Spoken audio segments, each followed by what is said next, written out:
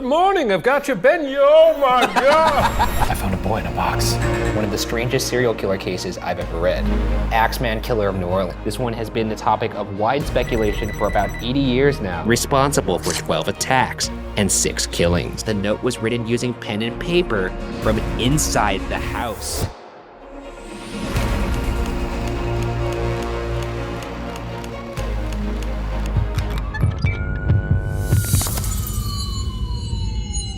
This week on BuzzFeed Unsolved, we cover the assassination of John F. Kennedy, a topic of controversy for over 5 decades. Was there actually a conspiracy? What do you think? I'm sure you are well versed in this one already. I know the broad strokes. I haven't really gotten into details. I figure I'll read like a 1,600-page book when I'm like 60. Yeah, you don't strike me as a detail guy. I am a detail guy. Let's get into it. Okay. On Friday, November 22nd, 1963, President John F. Kennedy was publicly assassinated while sitting in a car in a motorcade through Dallas, Texas.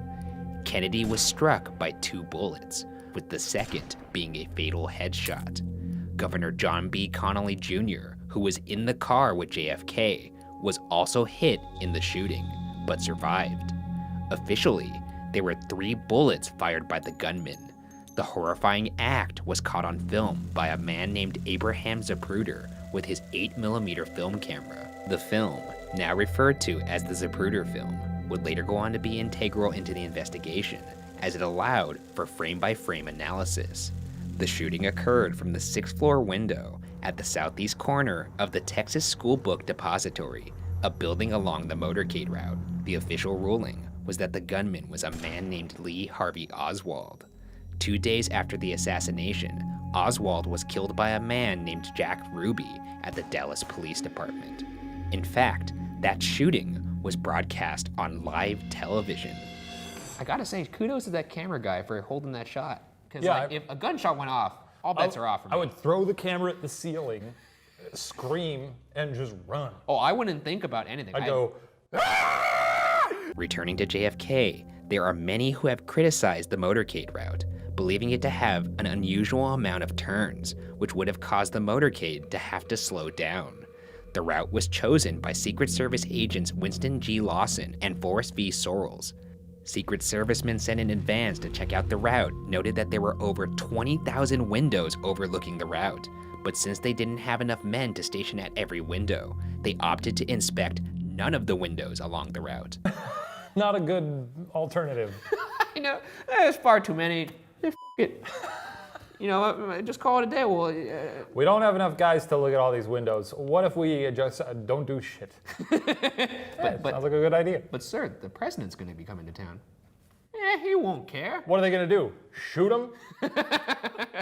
1 week after the assassination, newly sworn-in president and former vice president Lyndon B. Johnson created a commission to investigate the circumstances of the JFK assassination and subsequent killing of Lee Harvey Oswald. This commission was to be headed by Supreme Court Justice Earl Warren and staffed with other esteemed officials.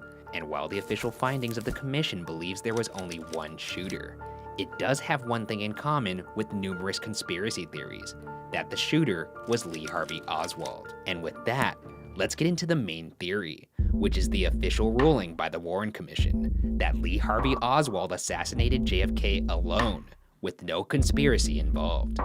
Let's get into the background of Lee Harvey Oswald. Oswald had been in Russia in 1959 and had tried to renounce his American citizenship. Oswald had a history of violence from a young age. He once chased a half-brother with a knife, and while in the Marine Corps, where he spent 3 years, he became qualified as a sharpshooter with the M1 rifle. Oswald, a Dallas resident, was actually under active surveillance by the FBI office in Dallas. However, the local FBI strangely did not inform the Secret Service about Oswald. This is especially shocking, considering the fact that Oswald was employed at the Texas School Book Depository, a location right along the motorcade route, from where Oswald would eventually fire the fatal shots from the southeast corner of the 6th floor window. However, to be fair, the Secret Service did not inform the local FBI office of the motorcade route either. So, this was a mishandling on both of their parts. They didn't let clue the Secret Service in, hey, there's kind of like a guy who's kind of crazy, hates America, sharpshooter, right along, where you're gonna be. But then again, I guess they wouldn't know that because the Secret Service didn't let the FBI know of the motorcade route, which would be the first thing, or one of the first things I would do. Communication is important in all fields, right? Do you think I'm being too harsh? No, I don't think so. In thinking that these were obvious steps that should have been taken. I think if you were in one of those departments, you know, Jack Kennedy would probably still be alive today. Wow, that's high praise. So you think I could have saved the president? You know what? I'll give you it. I think you could have saved him. Here are direct quotes from the Warren Commission in regards to evidence proving Oswald was the shooter. Quote, the Mannlicher Carcano 6.5mm Italian rifle, from which the shots were fired, was owned by and in the possession of Oswald. End quote. This was determined due to the fact that there was a nearly whole bullet recovered from Governor Connolly's stretcher, and 2 bullet fragments in the car that matched that rifle. Quote, to the exclusion of all other weapons. End quote. The rifle was found hidden near the 6th floor window, as well as 3 bullet cartridges matching the 3 shots heard. Continuing with the commission's evidence, quote, Oswald had attempted to kill Major General Edwin A. Walker on April 10, 1963, thereby demonstrating his disposition to take human life, end quote. So this isn't his first big hit job. No. The first one he missed, imagine he trained like a madman so that he wouldn't miss again. He's got to be good though, right? I mean, he hit 2 for 3. Yeah. Furthermore, Oswald unquestionably also killed Dallas policeman J.D. Tippit with a revolver approximately 45 minutes after the assassination. This is backed up by eyewitness testimony, and also due to the cartridge cases found at the scene belonging to a revolver on Oswald at the time of his arrest, among other things as well.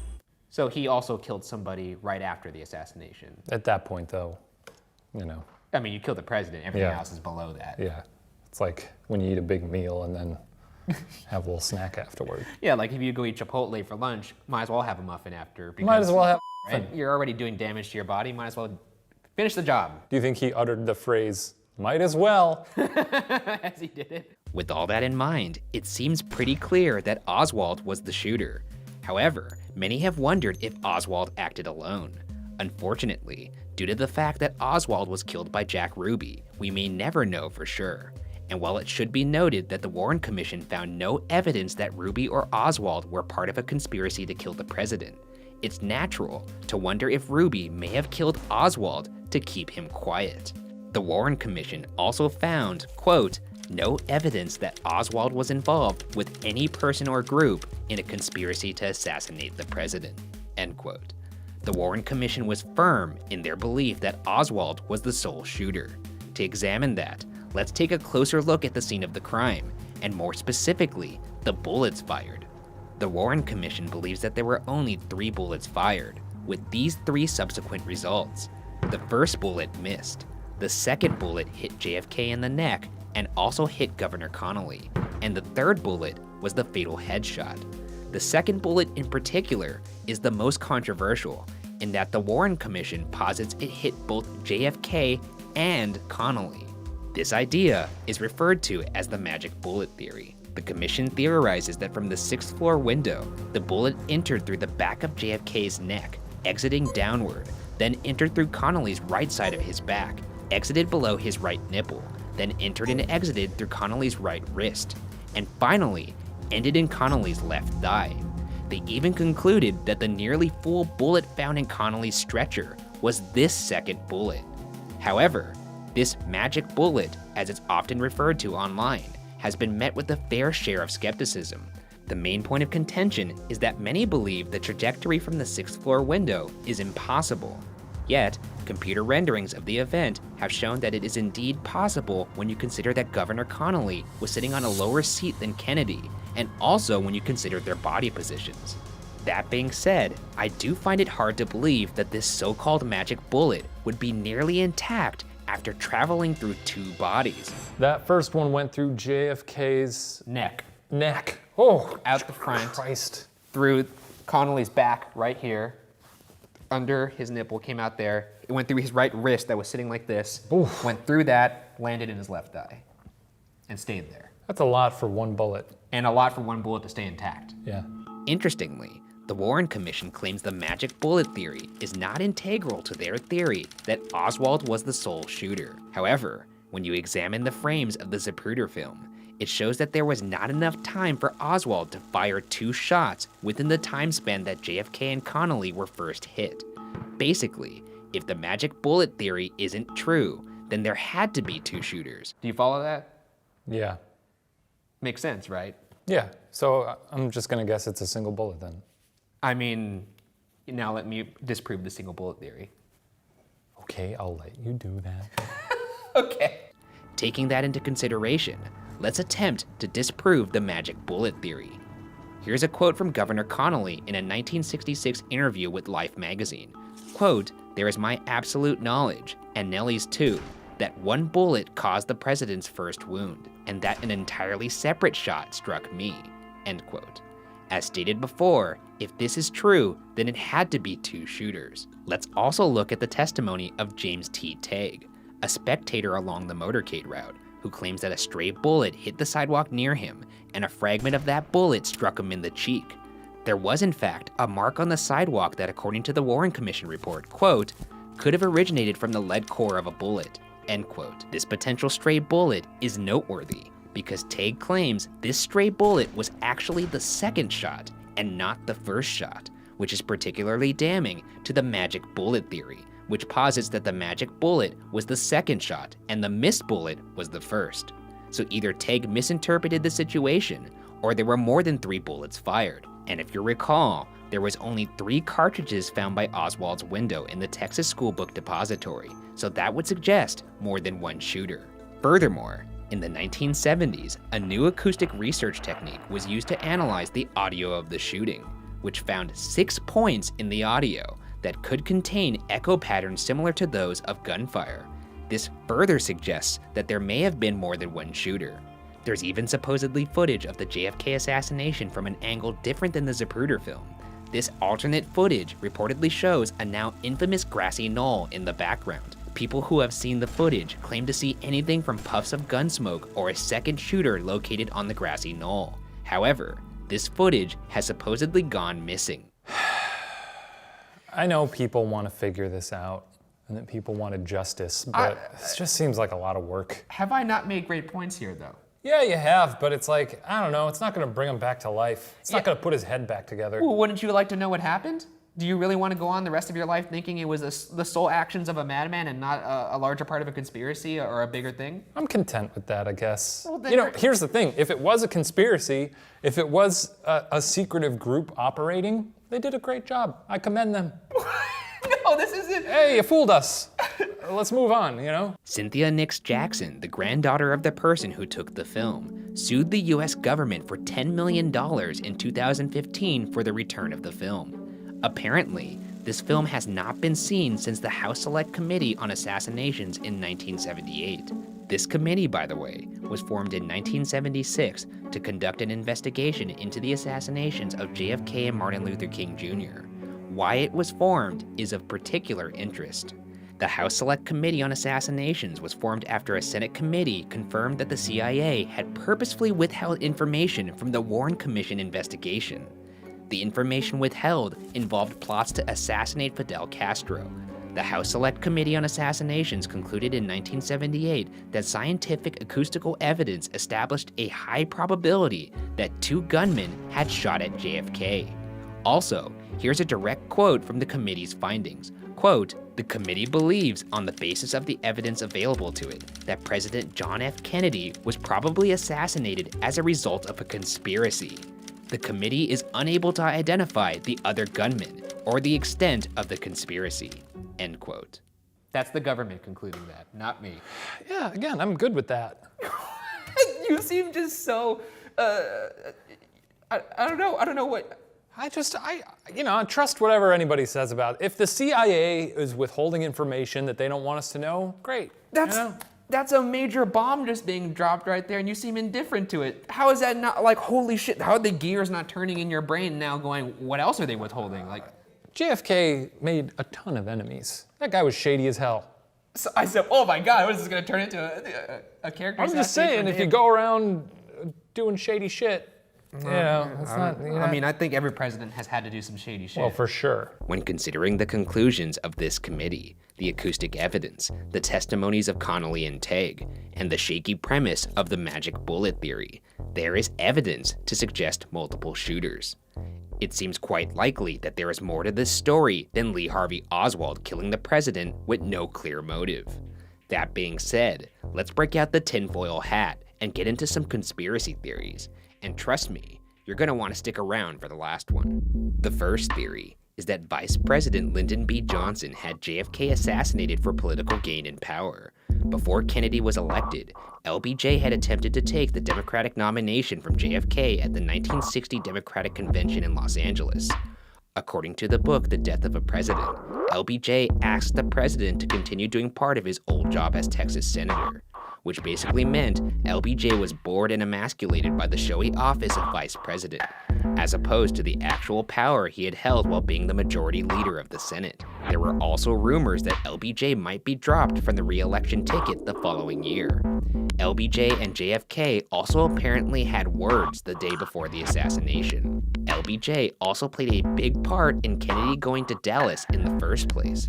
LBJ no longer had political control of Texas, which was an important swing state necessary for JFK's re-election. As a result, JFK reluctantly went to Dallas to try and solve the Texas political crisis. Texas was LBJ's home turf, and JFK felt LBJ should have had it handled. LBJ's right-hand man had actually been warned by a high-profile Texas lawyer named Byron Skelton that the political climate in Dallas was not safe and that he feared for the president's safety, but the president was not informed. Though, this information was also received by other officials close to JFK, including JFK's brother, Robert Kennedy. One incident that proponents of this LBJ theory point to involves a woman named Madeline Brown, who claimed to have an affair with LBJ. Brown claimed that she attended a party with LBJ, Richard Nixon, and J. Edgar Hoover the night before JFK's assassination. She claimed that LBJ had whispered into her ear, quote, "After tomorrow, those Kennedys will never embarrass me again. That's no threat, that's a promise," end quote. Jesus. That's compelling. I guess it's a character witness, so you don't really know. I get the vibe that LBJ, he was president, so obviously he's an intelligent man, but he also just seems like kind of an idiot. He's always walking around with his pants off. Yeah, that's true. He doesn't seem like the mastermind type. What stock do you put into this admission from her, or this claim by her? I'm curious. If I'm LBJ, and I've got my illicit arm charm out for the evening with Tricky next to me and old J. Edgar Hooves. Tricky. I'm not gonna whisper into her ear, "Hey, Tricky. the president's gonna die tomorrow." I can't get over Who you would do calling that? Richard Nixon Tricky Dick. That's what everybody called him. Is that what was that it? Oh, Tricky. Tricky Dick. Yeah. Yeah, I will say the quote seems a little on the nose for me. Yeah. Why would someone say it so specifically when they're trying to pull off one of the biggest coups in history? LBJ was on the Texas trip the night before the assassination, where his movements were heavily documented. Therefore, it's not possible that this exchange with Madeline Brown happened. Furthermore, while there is evidence that LBJ wasn't happiest as VP, there is nothing to support the theory that he had JFK assassinated. He even helped form the Warren Commission. LBJ seemed like a cool guy. Well, you just said he seems like a dumbass. Yeah, he does, but he's like a bro. You could knock a cold one back with him. Yeah, Play some just pong. because you're a bit of a He's probably a meathead back in the day. a right? meathead. There He's a you go. meathead. He's a meathead. He's a jock. Yeah, he's a jock. Okay, I'm good with that. I'm good with that. I don't think any vice president has accomplished anything throughout history. In that respect, I don't think he had the moxie to pull off this. No. The second theory is that the Russians were behind President Kennedy's assassination. Obviously, there was tension between the two nations with the Cold War. Lee Harvey Oswald had tried to defect to the Soviet Union before, and some theorized that he could have been acting as a KGB agent. Oswald was also inexplicably at the Russian embassy in Mexico City a few weeks before the Kennedy assassination. Though, it's worth mentioning that Oswald would not be a smart option for the Russians to use, since he would immediately cast suspicions on Russia due to his well-known Russian ties. Unless they're doing a double bluff. I wouldn't do that. I mean, Think about, what about this. that? Well, I mean, look at it logically. Why would we hire Oswald? When we hire Oswald when he clearly likes us? From a logic perspective, we're in this Cold War with them for about 10 years now. There's always the threat of nuclear war. Why the fuck would they even chance hiring a person with Russian ties to assassinate the president when they know the finger would be pointed at them? And then, like, if someone were to find out that Russia assassinated our president, that's immediate World War III. Baby. Yeah, we all die. Yeah. That's not Vladimir Putin fucking whispering sweet nothings into Trump's ear. That's him blowing someone's head off. Right. The third theory is that the mob assassinated Kennedy. 3 different mob groups separately claimed that they were responsible for JFK's assassination: the Chicago mob, the Miami mob, and the New Orleans mob. As Attorney General, Robert Kennedy had made moves against organized crime, possibly angering them. Jack Ruby, the man who killed Lee Harvey Oswald, was a Dallas nightclub owner who some theorize had mafia connections. Some even believe that the mob was working in collusion with the CIA to carry out the Kennedy hit. In 2015, an imprisoned former mafia hitman named James Files claimed to have been the second shooter in the assassination, saying he was part of a plot in collaboration between the mafia and the CIA. However, there's no evidence supporting this. Perhaps the most compelling aspect to the mob and CIA theory comes from JFK's supposed ties to Sam Giancana, the head of the Chicago syndicate at the time. JFK's father, Joseph Kennedy, supposedly worked with Sam Giancana in the bootlegging industry during the Prohibition. There have also been rumors that Giancana and the mob helped JFK win the 1960 election in the first place. JFK and Giancana also reportedly shared a mistress at different times, named Judith Campbell Exner. In fact, in 1975, Giancana was supposed to testify to a Senate committee about his role in a CIA assassination plot, when he himself was assassinated. It makes you wonder if someone was trying to keep him quiet. But why even claim it then? Eh. Why would he even make that up? Do you think maybe he was just trying to up his cred, like in prison? Like, yeah, I whacked Kennedy. Yeah, this happens a lot. People always just claiming. Yeah, but I feel like if you're gonna claim something, maybe claim you killed some dude carrying groceries down the alleyway. Don't just claim I killed JFK. Right. I feel like nothing good could come of that. Everyone just kind of rolls their eyes at him. How could I make my prison sentence a life sentence? I killed God. Speaking of the CIA, let's move to our fourth and final theory, that the CIA was ultimately behind the assassination of JFK. Ellen Dulles, the former head of the CIA, was actually on the Warren Commission, and as mentioned before, the CIA withheld information from that commission. The CIA now refers to this as a, quote, benign cover-up, end quote. There are plenty of wild theories out there for possible motives for the CIA assassinating Kennedy. Some feel that JFK may have found out that the CIA had a plot to assassinate Fidel Castro, and the CIA felt threatened that Kennedy might have a different agenda or even disband them, so they plotted to assassinate him. Yeah, possible. I'm not gonna say this one's out of the realm of possibility. There are a bunch of attempts on Castro's life, right? Oh yeah. Exploding cigar? There was also the Bay of Pigs invasion. Yeah, not great. Was we all know how that went. Forensic historian Patrick Nolan wrote a book entitled CIA Rogues and the Killing of the Kennedys, in which he theorizes that 4 high-level agents not only planned the shooting, but 3 of them fired 4 shots during the assassination.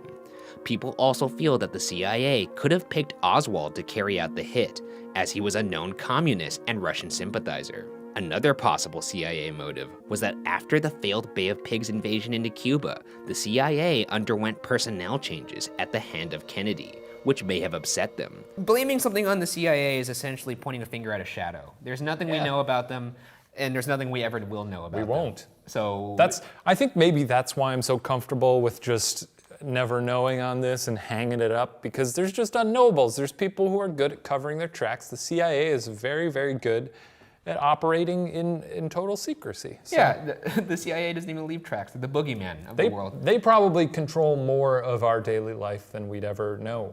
They're pulling strings. That's all I'm saying. It's pointless to point the finger at them, is what I'm saying. You could say it's anybody at that point, because it doesn't matter. You're making a baseless conclusion. You could say it's fucking Lime Cat or something. Lime Cat? You know, the cat that has a lime cut in half and he wears it as a helmet? He's the person who pulled the trigger. Or she. I don't know if Lime Cat's a Internet photo? Yeah, Lime Cat killed JFK. That's what I'm saying. It's just as Do dumb. people call that Lime Cat? Yeah, it's Lime Cat. Isn't it a cantaloupe or something No, on its it's head? a lime. It's a lime. I don't know. Is it Lime Cat? I'm pretty sure it's Lime Cat. I've never heard someone refer to this cat so casually. Also during that Bay of Pigs invasion, Kennedy refused to offer additional US military support, despite the CIA offering an umbrella of air protection.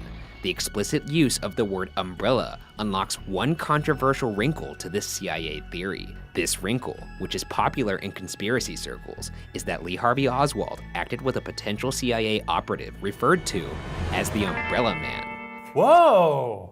I love names like that. Oh, it's not just a name. It is very practical. The Umbrella There's Man. no creative input into this name. It's all practical. I love that. Oh man, I can't wait. The for Umbrella that. Man. Oh, I love it too. I can't wait to tell you. Whoa, baby!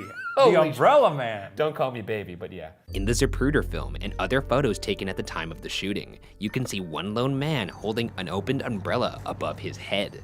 At a glance, this may seem fairly innocuous, but there are two things that make it unusual. The first is that it wasn't raining, and despite it raining in Dallas the night before, nobody in the crowd, as far as pictures and media can tell, had an umbrella. The second, and more dubious occurrence, is the fact that Kennedy is struck by the first bullet at the moment his car passes in front of this Umbrella Man. Also in that moment, some believe that the Umbrella Man appears to lift his umbrella a foot or so. Both of these things in conjunction have led some to believe that the umbrella was a signal to another gunman, or that the umbrella itself was a spy-like weapon that could fire darts, perhaps explaining the slight hole in JFK's neck. He's like Oswald Cobblepot. Yeah, he's like James Bond, and this is a new weapon that M He's like the Penguin. or the Penguin. The Penguin had a gunbrella. I do want to ask though, the term umbrella in the previous quote is what links that to, why? So Is that just an innocuous link there? Was that a segue from you? Or are people like, that proves that this it's is a segue, and it's somewhat proof in conspiracy circles. Okay, well, that's a grasp. It's the CIA said they were going to offer an umbrella of air protection, and Kennedy said, nah, you ain't. Mm-hmm. And, Okay, well, and then so that's very tenuous. and then they're like, all right, we're gonna kill you with an umbrella then.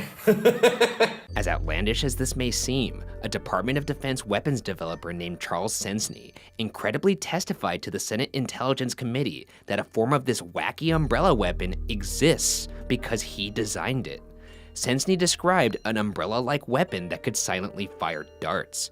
One JFK book author named Jim Mars also claimed that these darts were fired through the umbrella's webbing when opened. Furthermore, there are pictures that show the umbrella closed before and after the assassination, but during the assassination, the umbrella was clearly open as Kennedy passed the Umbrella Man. the Umbrella Man strikes. So Yeah, I don't think you have to sell me anymore on this, Ryan. I was all in once Yeah. you mentioned the words Umbrella Man. what do you think about the umbrella only being able to fire through the webbing of the Great, umbrella? I'm on board. That's pretty fucking cool, right? Look, you could convince me of anything in the world if you just use the words Umbrella Man. If you say Amelia Earhart, her plane was attacked by an Umbrella Man and he took her to space, I'd say that sounds about right. Also suspicious is the fact that after the shooting, while other spectators fled the scene, this Umbrella Man, along with another man, sat down next to each other on the curb, seemingly undisturbed. However, a possible explanation came from the purported Umbrella Man himself. This man was a man named Louis Stephen Witt, who came forward to the Senate committee to testify, even bringing the umbrella along with him. He claimed that the umbrella was a symbol of protest to JFK's father, Joseph Kennedy. Witt was not a fan of Joseph Kennedy's appeasement policies when Joseph was ambassador to the court of St. James in 1938 to 1939. So, as a symbol of protest, Witt used an umbrella, a reference to the signature accessory of Neville Chamberlain, who promoted appeasement as Prime Minister of England. Witt also explains that he only opened the umbrella when he believed Kennedy could see it. And as odd as this may seem, throughout history, many people both in England and America have used umbrellas as a symbol of protest. Even the paranoid former President Nixon banned his aides from having umbrellas when he was vice president to Eisenhower for fear of having a visual link to the unpopular policy of appeasement. I'm fed up with this guy. Also, he shows up to court and says, "No, this is the umbrella. It's not. I couldn't possibly have Yeah, I two know. umbrellas." By the way, no follow-up from this testimony. None of them searching his house. Nobody saying and confirming that this is the Umbrella Man. It's just a guy saying this flimsy little excuse. about some history lesson that he probably, I guess he couldn't have Googled it, but he could have went to the local history professor or something. Absolutely shameful. I don't know. I find it very weak. The supposed Umbrella Man Witt also claimed that the umbrella blocked his view of Kennedy being assassinated, thus explaining his apparent state of calm, or shock as he described it, as he sat on the curb after the shooting. But some have claimed this isn't proven in the footage. Perhaps Louis Stephen Witt is in fact the Umbrella Man, and this is all a misunderstanding. Or perhaps Witt is a puppet for the CIA to cover its tracks. Nobody can say definitively which is true. Umbrella Man. I just can't believe that that's his excuse. I couldn't see it. I didn't see it. I didn't see it. I heard the gunshots. I saw everyone running, and I thought, oh, it must be part of the parade. It was a very nice parade. I didn't see the part where the president got shot in the head. In the end, people continued to speculate on what truly happened in Dallas that day. A 2003 ABC News poll conducted 40 years after JFK's assassinations found that approximately 70% of Americans believed there was some sort of plot behind the killings. Only 32% accepted the Warren Commission's findings, and 51% believed there was a second gunman involved. In 1973, LBJ told The Atlantic, quote, "I never believed that Oswald acted alone, although I can accept that he pulled the trigger," end quote. I just can't believe that one single douchebag could assassinate a president. Yeah, he's not a very good villain, right? No. He doesn't even have a scary outfit. No, he's got like a nice, smart sweater. And he's got like trendy hair. Trendy. It's like perfectly greasy. Side note, what do you think Lee Harvey Oswald used in his hair? I gotta get some of that product. Some good pomade. That's some gentleman's pomade right there. Well, I guess we'll never know what happened in Dallas that day. Lime cat. Lime cat. Lime cat. Did Lee Harvey Oswald act alone? Was there other gunmen, perhaps the mysterious Umbrella Man? And if there were, who were they working for?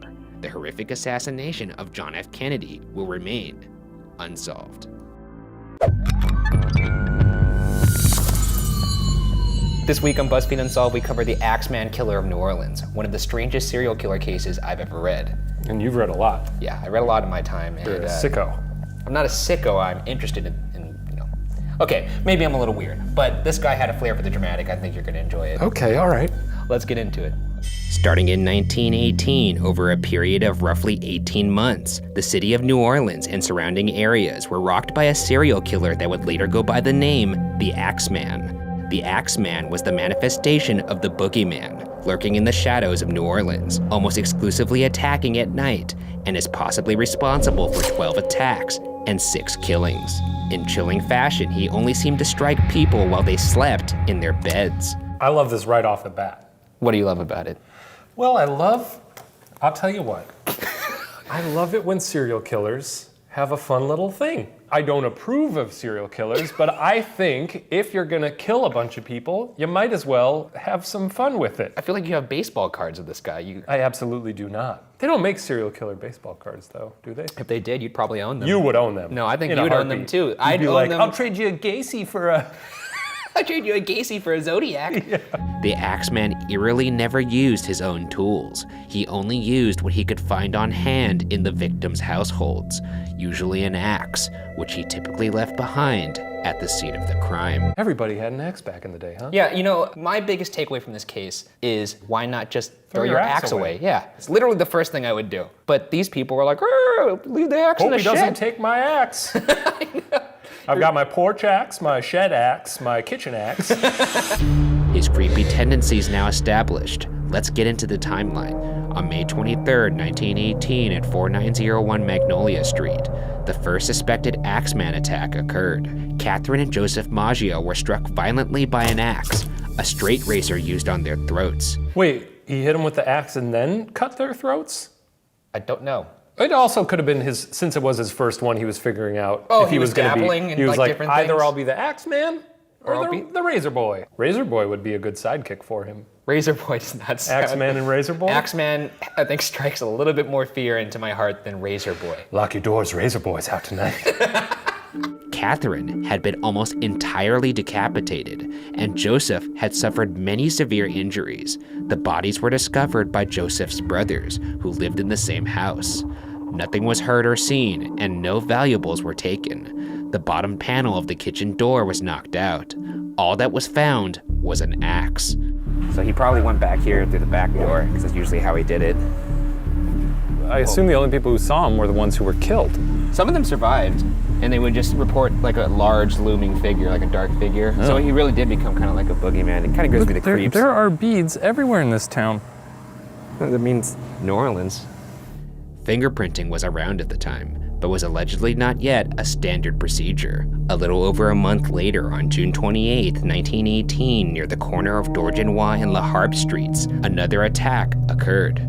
A severely injured Louis Bessemer and Anna Lowe were discovered by a baker named John Zanka making morning deliveries. That's sad for a baker. They actually thought he did it. They thought the baker did it? Well, I mean, like anybody naturally. That's why if I ever found a dead body, I don't know if I'd call it in, man. You wouldn't call it in? I'd call it in anonymously. I would not want any part of it because that's the first person they look at. But in today's surveillance state, you would be suspect number one because they'd be like, why'd you call it in anonymously? Well, then maybe I'll just spend my whole life trying to avoid dead bodies. How about that? Also, this guy didn't know. He was just delivering bread. He opened the door. He was probably like, good morning, I've got your beignet. Oh my God. Louis would actually survive the attack, and Anna would survive for another 7 weeks before dying.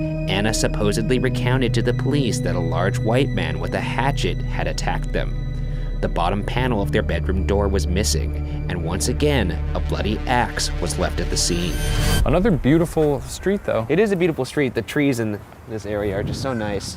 Sometimes even the most beautiful places hold the darkest secrets, though. Profound. Okay. Roughly a month later, on August 5th, 1918, in an undisclosed home location, Mrs. Ed Schneider was found by her husband in the afternoon at their home. Mrs. Schneider was still alive and rushed to Charity Hospital and would reportedly survive the attack. Upon investigation, it was discovered that their axe was missing from their shed. Mrs. Schneider was also pregnant, and I'm happy to report that in the week following the attack, she successfully gave birth. Good for her. Yeah, that's something. That's a super mom right there. Is that the only axe baby out of this whole story? I think that's. Can you imagine being an axe baby? I don't know if that's a thing. I'd go around telling everybody, one of one. My mom took a one of a kind baby, axe baby. My mom took some hard steel to the noggin, and then I popped out. Jesus. 5 days later, on August 10th, 1918, reportedly near Tonty and Gravier Street, 80-year-old Joseph Romano was found by his nieces Pauline and Mary after they heard him struggling. His head was bashed in. The two girls allegedly saw the attacker and described him as, quote, dark, tall, heavy-set, wearing a dark suit and a black slouch hat, end quote. Joseph Romano would die 2 days later. This guy sounds like the villain from Rocky and Bullwinkle. Yeah, he does. What's a slouch hat? I think it's, I don't know. I was about to talk out of my ass there. Are you gonna Google that? I'm gonna look up a slouch hat, because that sounds like something I need. Right now we're at the site of the fourth attack. Think the yellow house? It may be. We just know it was on this corner. Honestly, this Axeman might just be a fan of quaint houses. He's a fan of corners too. Not that it's okay to kill anybody, but the elderly above all. Yeah. Really, at least he lived a full life, right? Oh, you're right, actually. Well, he didn't. I'm sure that's not how he wanted to go out when he was picturing retirement. Well, nobody does. Getting hit with an axe. I rescind my statement. Maybe if you're gonna be a serial killer, maybe kill elderly people. Kill the elderly. That's a weird thing to advocate, but I mean, but they've lived a long life. That's true. Around this time, August 1918, the New Orleans State's newspaper allegedly recounted, quote, armed men are keeping watch over their sleeping families, while the police are seeing to solve the mysteries of the axe attacks. Extra police are being put to work daily, end quote. And when looking at the timeline, it apparently worked. For a while, that is. As nearly 7 months later, on March 10th, 1919, the Cortimiglia family was attacked. Rose Cortimiglia woke to her husband Charles fighting the Axeman, a fight that Charles would lose. Rose and their 2-year-old daughter Mary were also attacked. Rose and Charles would actually survive, but their daughter tragically did not. In typical Axeman fashion, the axe used belonged to the Cortamiglias. Did they call it Axeman fever or Axemania? Or do they call him Axie? Were they like, everybody in town's got Axeman fever as the terror continues to grip the community? This just in, throw away your axes. It's just in, more skulls crushed. Whoa, throw out your axes. 5 days later, a New Orleans newspaper called the Times-Picayune received a letter from the apparent Axeman. Quote, Hell, March 13th, 1919. Esteemed mortal, they have never caught me and they never will. They have never seen me, for I am invisible, even as the ether which surrounds your earth. I am not a human being, but a spirit and a fell demon from hot as hell. I am what you Orleanians and your foolish police call the Axeman. End quote. This guy's a poet laureate. No. This is incredible. Was this Robert Frost? He also goes on to insult and threaten the police. Quote, They have been so utterly stupid so as to amuse not only me, but his satanic majesty. But tell them to beware. Let them not try to discover what I am, for it were better that they never were born than for them to incur the wrath of the Axeman. End quote. It is very Old Testament. It's like most serial killers just like to stroke themselves, and this is just... He was writing it. He's just... Let's see. The devil, his satanic majesty. Jesus Christ. That'll get him. Time to go murder again. He also goes on to remind the people that he could be worse. Quote, Undoubtedly, you Orleanians think of me as a most horrible murderer, which I am, but I could be much worse if I wanted to. At will, I could slay thousands of your best citizens, for I am in close relationship with the angel of death. End quote. Not to discredit him, but he is killing people in their sleep with an axe. And what's his success rate? I gotta say, your striking power and aim isn't Johnny on the spot. Yeah, you should be batting 1,000 at that You point. should be batting 1,000. However, the most important clause is a specific threat that would terrify the entire New Orleans community. Quote, Now, to be exact, at 12:15 o'clock earthly time, on next Tuesday night, I'm going to pass over New Orleans. In my infinite mercy, I'm going to make a little proposition to the people. Here it is. I am very fond of jazz music, and I swear by all the devils in the nether regions that every person shall be spared in whose house a jazz band is in full swing at the time I have just mentioned. If everyone has a jazz band going, well then, so much the better for the people. One thing is certain, and that is some of those persons who do not jazz it on Tuesday night, if there be any, will get the axe. Jazz it!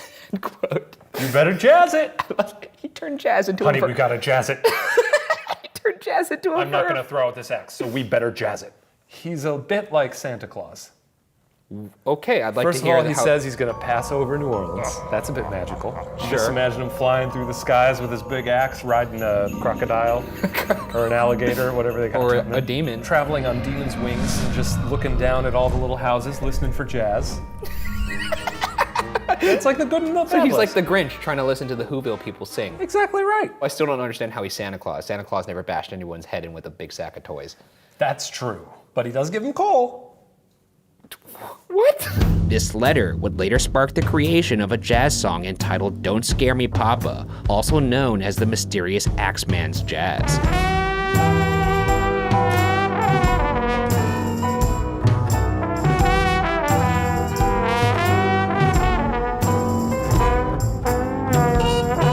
The Tuesday night mentioned in the letter was March 19th, 1919.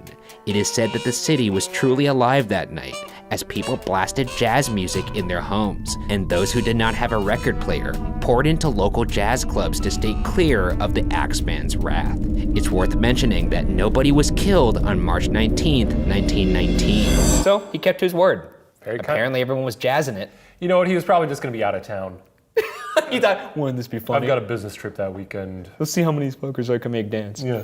On August 10th, 1919, Steve Boca was badly injured in his home after he awoke to a man next to his bed with an axe. Boca managed to survive the attack, reportedly staggering to a friend's home, who then called the police. Boca did not regain his memory, likely due to the blows to the head. Yeah, that'll do it. Yeah, that usually does it. Yeah. I once fell into a pile of bricks when I was a kid. What? And I don't remember much of it after that. What? Yeah, I was climbing because we were playing hide and seek. I was trying to hide, and I thought I had the best hiding spot. Turns out I was wrong. The branch broke, and I just This fell. explains a lot. You fell into And the after arc. that, I could see ghosts.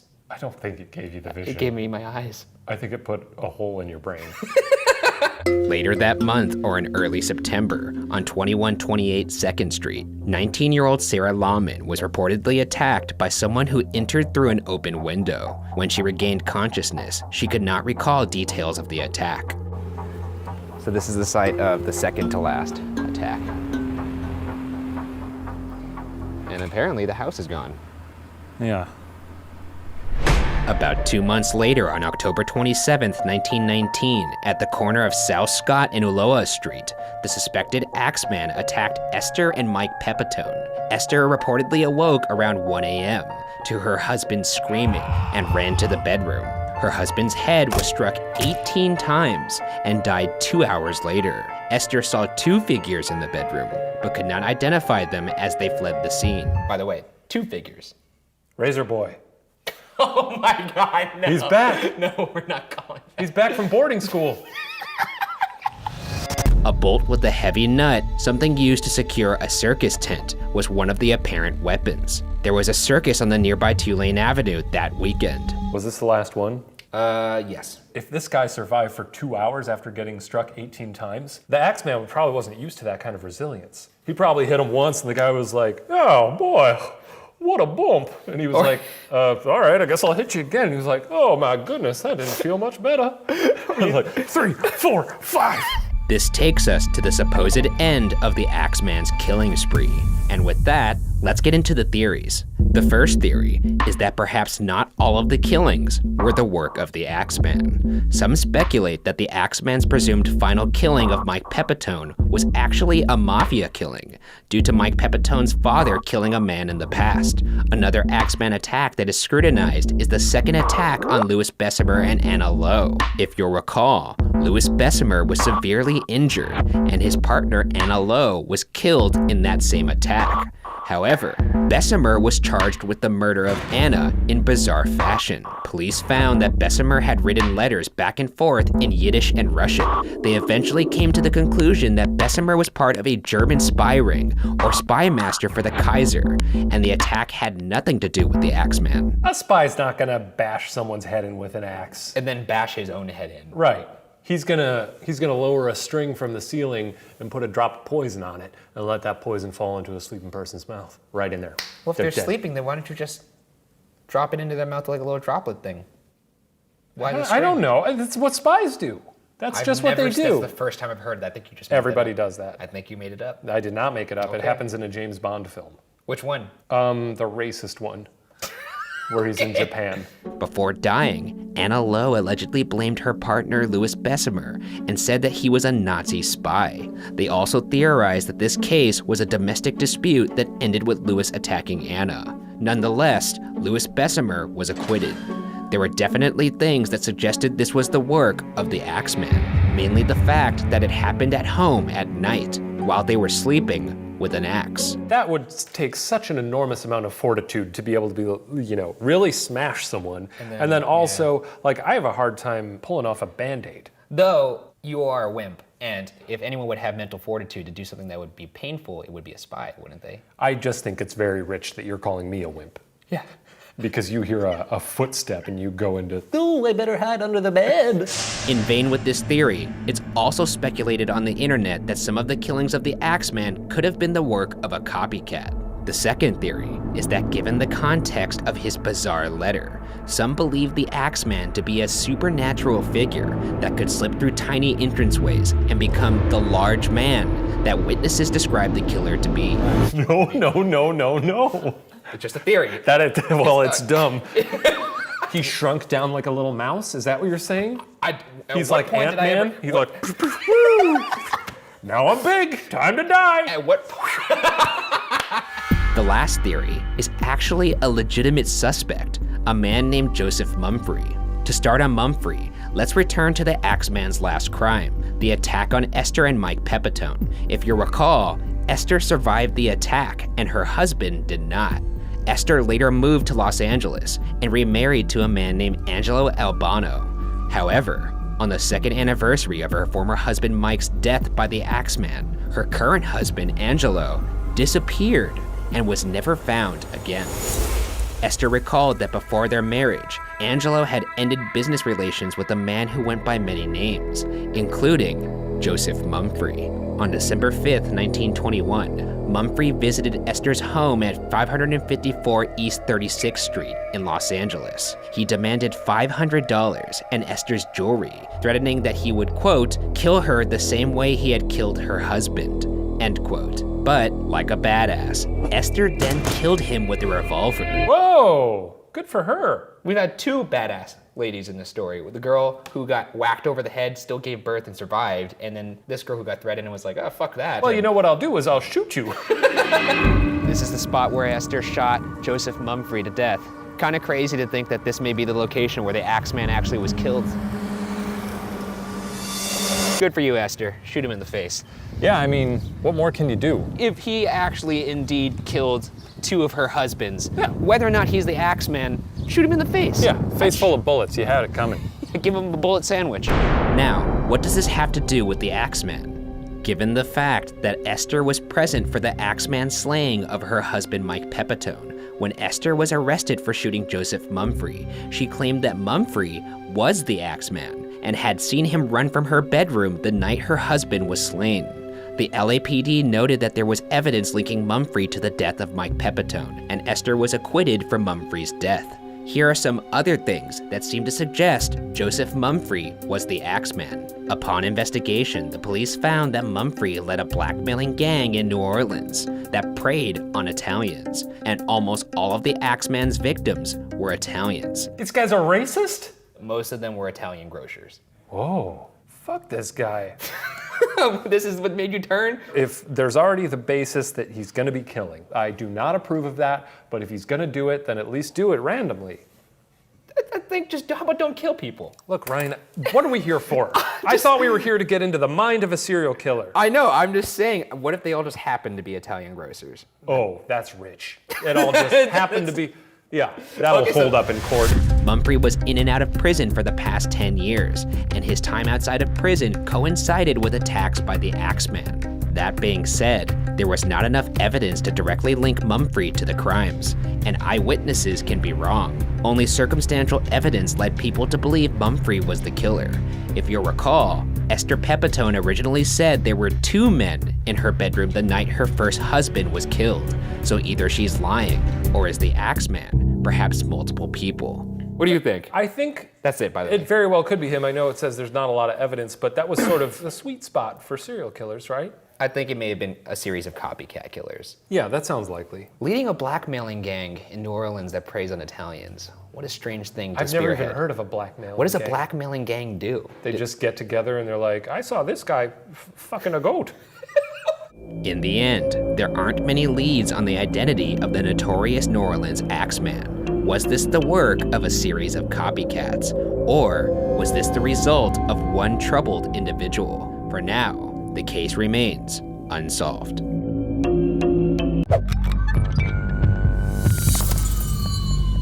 This week on BuzzFeed Unsolved, we discussed the death of JonBenét Ramsey, a case that to this day still captivates the nation. I gotta say, this one really gives me the creeps. It's not fun. No, it's not fun. A child died. I'm not stoked here. No, I'm not stoked, but everyone seems to want to hear about it, so here we go. On the morning of December 26, 1996, in Boulder, Colorado, Patsy Ramsey claimed to discover a ransom note for her 6-year-old daughter, JonBenét Ramsey, on the back staircase inside the house. This prompted Patsy Ramsey to call the police at 5:52 a.m. to report JonBenét as missing. The people inside the house at the time were John Ramsey, her father, Patsy Ramsey, her mother, and Burke Ramsey, her 9-year-old brother. Bizarrely, the body of JonBenét Ramsey was found less than 8 hours later, and even stranger, the body was found inside the Ramsey residence, in the utility room in the basement. The body was found by JonBenét's father. She was found with duct tape over her mouth and a smooth cord around her neck.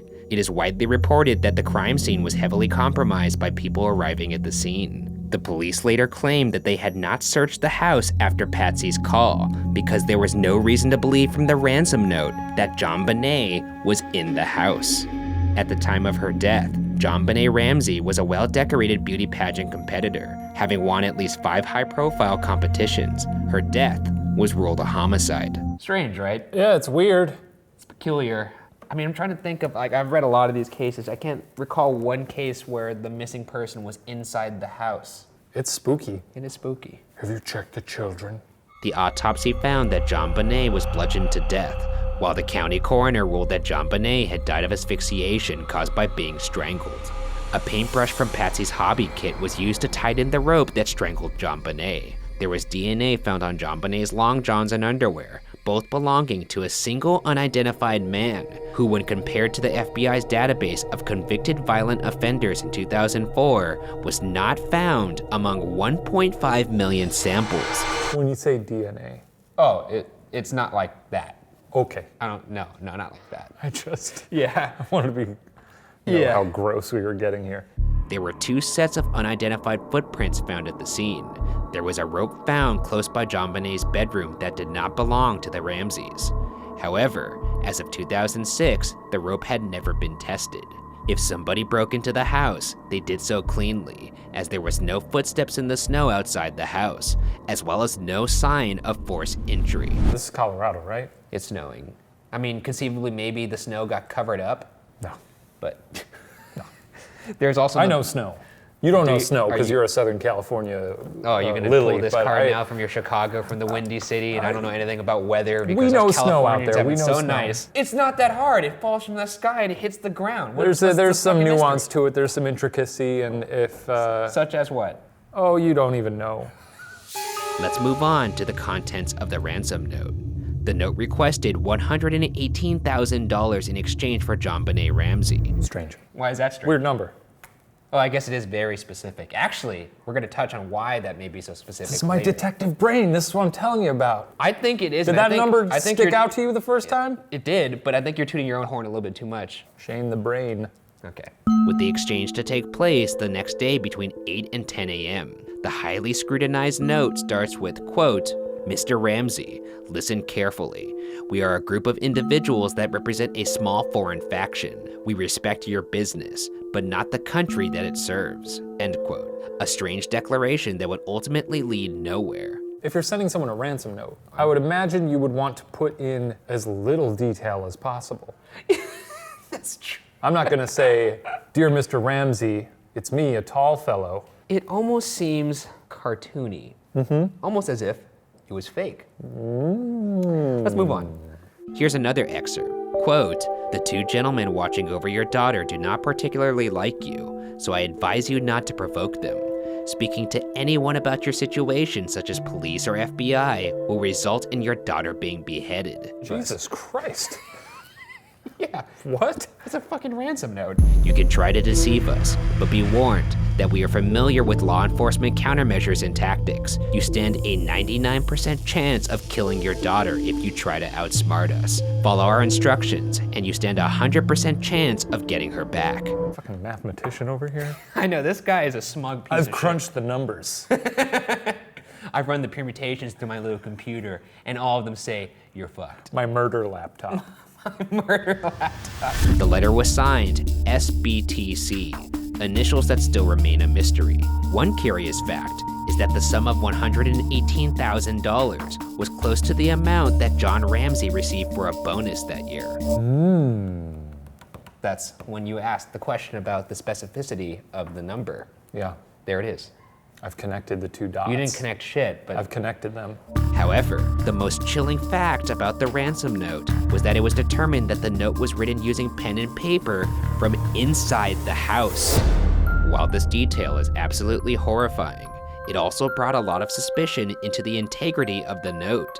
This suggests that the killer somehow entered the house, wrote the note inside, and for some reason then killed JonBenét Ramsey after writing a ransom note. All of this occurring while the other 3 Ramsey family members were inside the house. I feel like I've been in some big houses where you could be at one end, someone in the other end could be straight up murdering a human being and you wouldn't even know. Would you take that kind of a risk as a killer to do all these weird little things inside the house? Yes. Analysis of the notepad used suggested that a practice letter was written, and part of a practice note was found. There were spelling errors in the letter on words thought to be easy, like possession, yet some wonder how words such as attaché, with an accent on the E, were spelled correctly. Some believe this adds up to the letter being a hoax, and when combined with the lack of evidence of an intruder, this case becomes even more puzzling. Maybe the practice letter was just sort of, you know, when you write like a banner and you write with a big marker and then when you're suddenly making the big you've old got blue- like 3 letters to squeeze in at the end and it looks all shitty. Are you under the impression he wrote this in bubbly letters? No, I'm just saying maybe he was spacing it out. It's a notepad. He doesn't need to space it I don't out. know. Okay, then I don't understand the practice No, letter. neither do I. That's the point. Jesus, I don't understand the beheading. What is that all about? With that, let's get into the suspects, starting with the Ramseys themselves. In the early goings of the case, the Ramsey family was under heavy scrutiny, given the suspicions of the ransom note's authenticity and the little evidence to suggest an intruder. The actual person responsible for the murder varies depending on who is theorizing.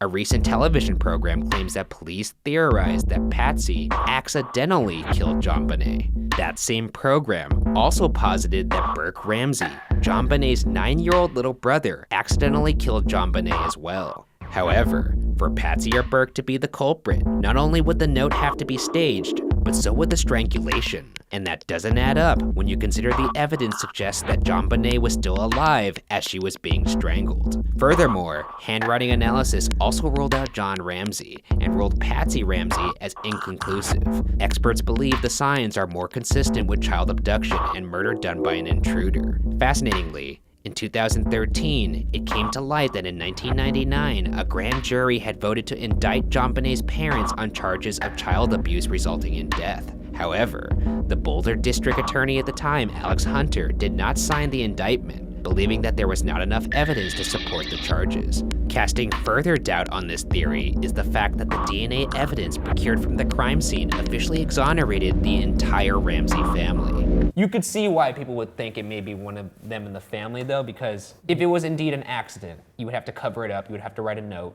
Which brings us to our first non-Ramsey suspect, a local man named Bill McReynolds who had visited the Ramsey house 2 days before JonBenét's murder. He sometimes dressed up as Santa Claus. His own daughter had been kidnapped 22 years before the JonBenét murder. His wife had written a play about a child getting molested and then murdered in a basement. According to the Denver Post, this man felt close to JonBenét. Here's a quote from him. Quote, "Her murder was harder on me than my operation. She made a profound change in me." End quote. McReynolds even brought a vial of glitter gifted to him by JonBenét into heart surgery. The gift had been meaningful to him since no child had ever given him a gift while playing Santa. He even asked his wife to mix the glitter with his ashes if he were to die. I don't like this man. This also could be just the acts of a kind old man. It is up until him wanting her glitter mixed with his ashes. Fair. I tell you what, did he murder her? Maybe not. Is the glitter with your ashes a weird thing to ask for? It's the Absolutely. weirdest, That's yeah. very weird. I don't like that at all. No. I wish I didn't know it, but now it's in my brain. And now it's in all your brains, whoever's watching this. Deal with it. However, beyond these sensationalized details, which can also be interpreted as the acts of a friendly old man, there is nothing to suggest McReynolds as the murderer. The next suspect is Gary Oliva, a man who lived a few blocks away from the Ramsey home at the time of the murder. In 2016, Oliva was arrested on charges of child pornography. In December of 2000, Oliva was arrested on unrelated drug charges and was found to be carrying a photo of JonBenét in his backpack. He explained why he had the photo to the Denver Post. Quote, "JonBenét's murder touched me very deeply. I felt she was an exceptional girl whose death was an exceptional loss. I felt the need to build a monument, a shrine, to remember this little girl." Oh, I don't like End quote. Ryan. I know everybody wanted to hear about this case, but I don't want to anymore. I'm done. Touching on the suspect, this guy's very suspicious. Yeah, Ryan, he is. And it's gonna get worse. Why? A high school friend of Oliva named Michael Vale revealed in an interview with In Touch magazine that Oliva called him a day after the murder occurred and said, quote, "I heard a little girl. I heard a little girl, end quote. According to Vail, Oliva also revealed the location of where he had hurt this girl, Boulder, Colorado, after which Oliva hung up the phone. This is interesting if true because records show that no other girl other than JonBenét was harmed in that area that night. Vail also revealed that the strangulation method used on JonBenét was also allegedly used by Oliva when Oliva attempted to strangle his own mother with a telephone cord. Why would someone make that up? I don't know, you gotta imagine these people, since the story's so sensationalized, they would get paid to give an interview, right? An exclusive, because it is an exclusive with In Touch, which we all know is the major true crime publication of the United States. Yeah. Nonetheless, Gary Oliva was also not a match to the DNA evidence. The final suspect is John Mark Carr. A divorced. You don't even like his name? Do you not like him No, with three names? I remember this fucking guy. Okay. A divorced father and elementary school teacher, Carr did not become a suspect until nearly 10 years after the murder, when he confessed to the murder via email to a journalism professor named Michael Tracy. Tracy had emailed back and forth with Carr for 4 years in order to gain his trust. That's good journalism. It's good journalism, but I mean, you gotta imagine it takes a toll on you emotionally. Yeah, to have a weird pen pal like that. Weird pen pal, yeah, that's a good way to say it. I just don't know what you say to someone for 4 years. I'll be Hey, like, do you know "Yeah." anything about that kid that got killed Yeah, in no Colorado? one's ever asked me if I murdered anyone. Maybe they're not asking the right questions. Tracy said this of the experience, quote, "You are reading and hearing a truly dark side of the human psyche, and having to pretend it's okay that I wasn't going to sit in judgment, because otherwise the communication would have stopped. This is the worst experience of my life by far. It was horrible," end quote. Was he also pretending to be a weirdo? He had to have been, right? Was he like, yeah, man, I'm a journalist, but I'm a sicko, trust me. Trust me, I'm a sicko. That's all he said over and over again. That's For all. 4 years, trust me, I'm a sicko. Write me back. Judging from the character of this guy that you'll learn later, John Mark Carr, I don't think it's gonna take a lot to outfox him, to be honest. Yeah, I remember this dum-dum. In his emails, Carr used similar wording as the ransom note. At one point, he used Patsy's mother's nickname in an email, Nettie, and it was bizarre that he would even know that. Carr would eventually write that he was in love with JonBenét, and would later confess to hitting JonBenét in the head with a flashlight. Here's some of the email. Quote, "She of course was asleep from the time that I took her from her bed and took her into the basement. Her first reaction was, 'Where am I?' And I said, 'You're in your basement.' She wasn't in that little room to be disgraced, and I would never disgrace her or dishonor her. She was there temporarily, and what really hurts me is that she stayed there, and that's where her father found her, and it's just a horrible thing," end quote. I'm just getting kind of bummed out and Is sad, it?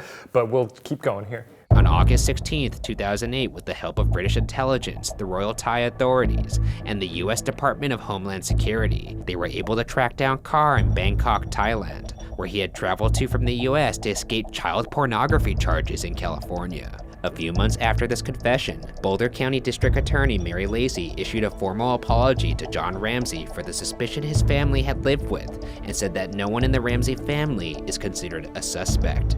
Carr's DNA did not match the DNA found on the scene, and he was not charged with the murder. However, the US Department of Homeland Security continued to investigate John Mark Carr. He had always maintained that he had not acted alone.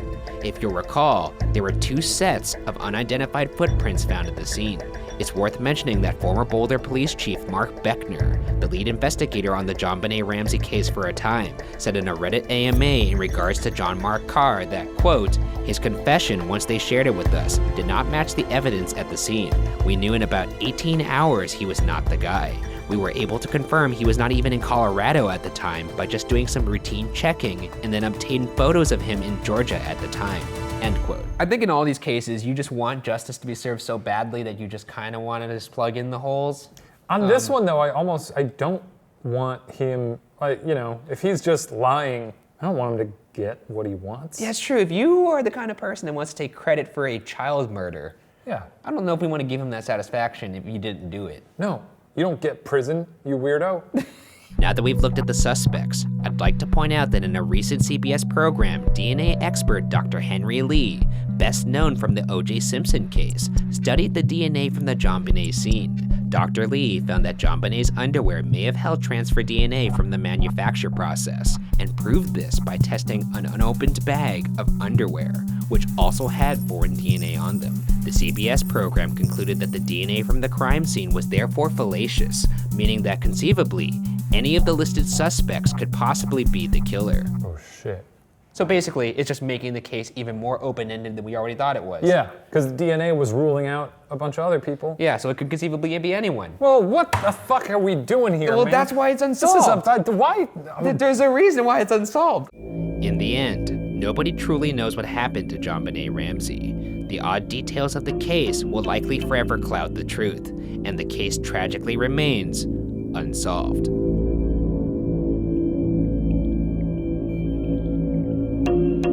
I can't say who I think did it. Our legal team has informed me that I can't chime in on that, so. But I will now blink to you in Morse code who I think did it. You don't know Morse code. He doesn't know Morse code. Well, everyone who knows Morse code knows who I thought did it. So, it's unsolved. Okay. All right. Well, we did nothing here once again. No, this was the worst. Yeah, this was great. Thanks, Ryan. Same time next week? No, Okay. That's my chair. that's mine now.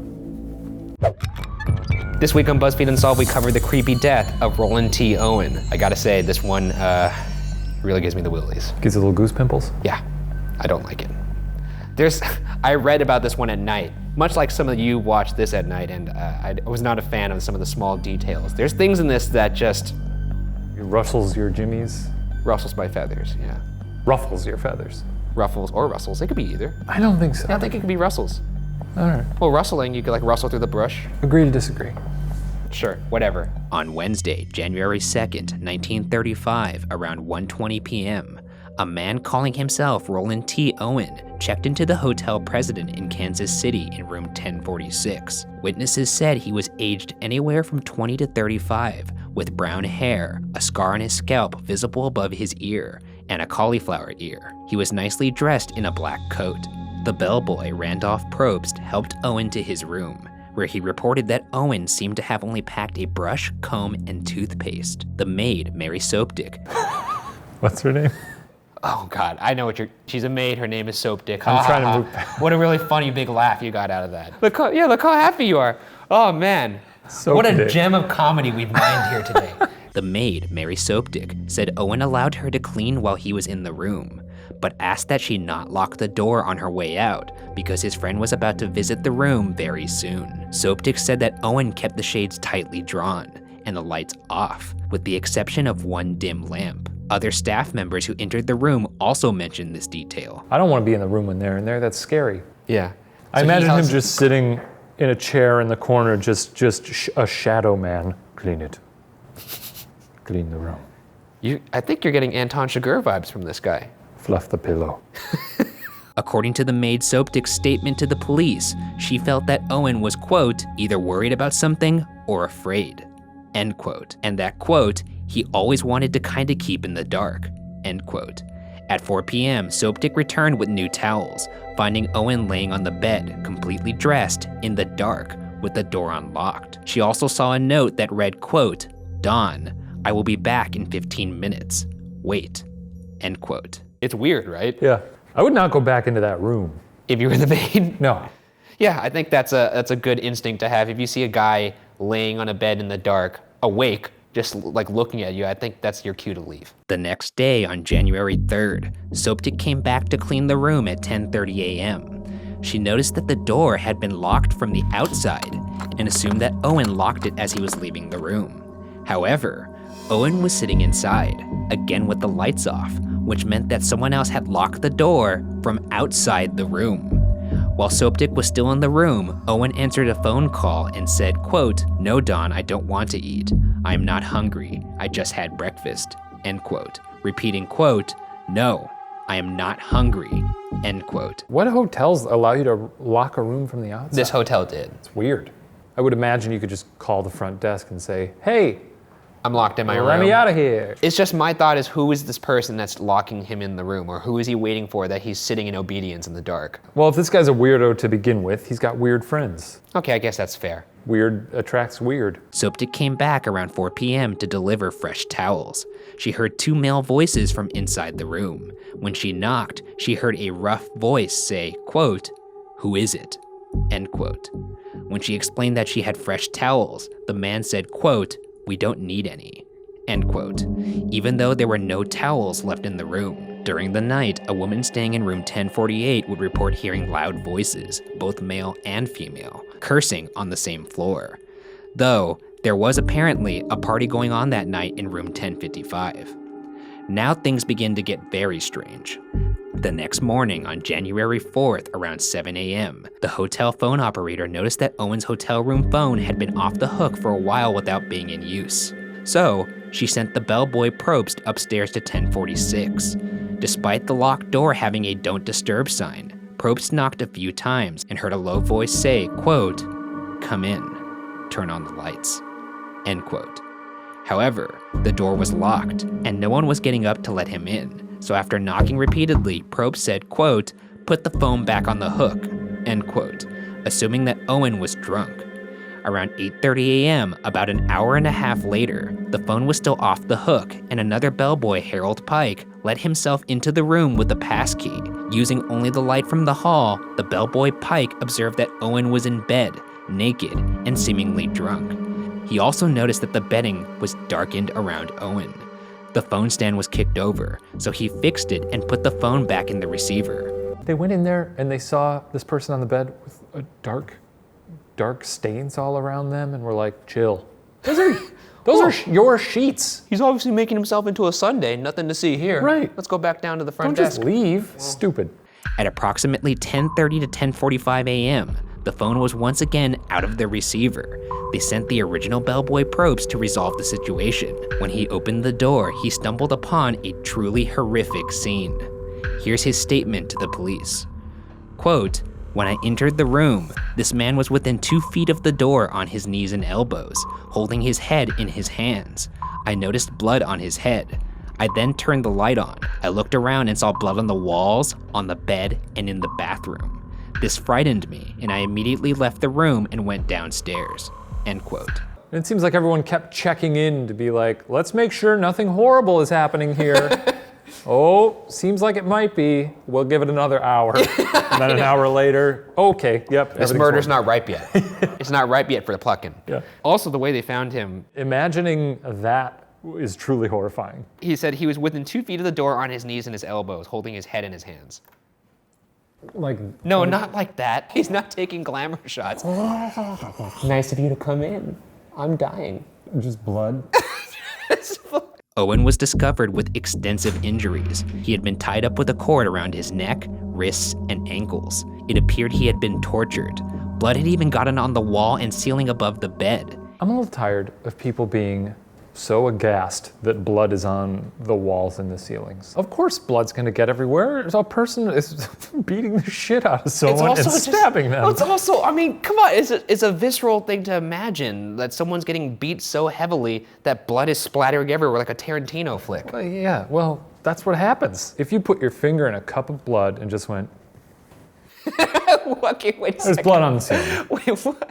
He had been hit repeatedly on the head and his skull was fractured. He'd also been stabbed in the chest several times. His lung was punctured. There was bruising around his neck that could mean he was strangled. Remarkably, Owen was somehow still alive though. One of the detectives to arrive on the scene would ask Owen about anyone else who had been inside the room. Owen responded, quote, "Nobody," end quote. Although he was hardly capable of talking and not fully conscious. He explained, quote, "I fell against the bathtub," end quote. Hell of a fall. I know. So in this scenario, he falls against the bathtub, rolls over into the bed, and then starts bouncing up and down so the blood splatter goes onto the ceiling and walls. Yeah. And probably bouncing on the bed so hard that he hits the ceiling a few times and breaks all his And bones. fractures his skull. Yeah. You know, I bounced my head off the bathtub and I thought I'd go for a little bounce in the bed. Jesus Christ. And tied himself up somehow? After this brief exchange, he was completely unconscious and was taken to the hospital. According to a doctor, the injuries on Owen's body had occurred 6 to 7 hours prior to Owen being discovered. It's a long time to bleed. That means that by the time when they first went to go check on him, when the phone was first off the hook, he was already injured at that point. He was already bleeding out. And still said, come in, turn on the lights. Unless, of course, it wasn't him. It was Don waiting to do more murdering.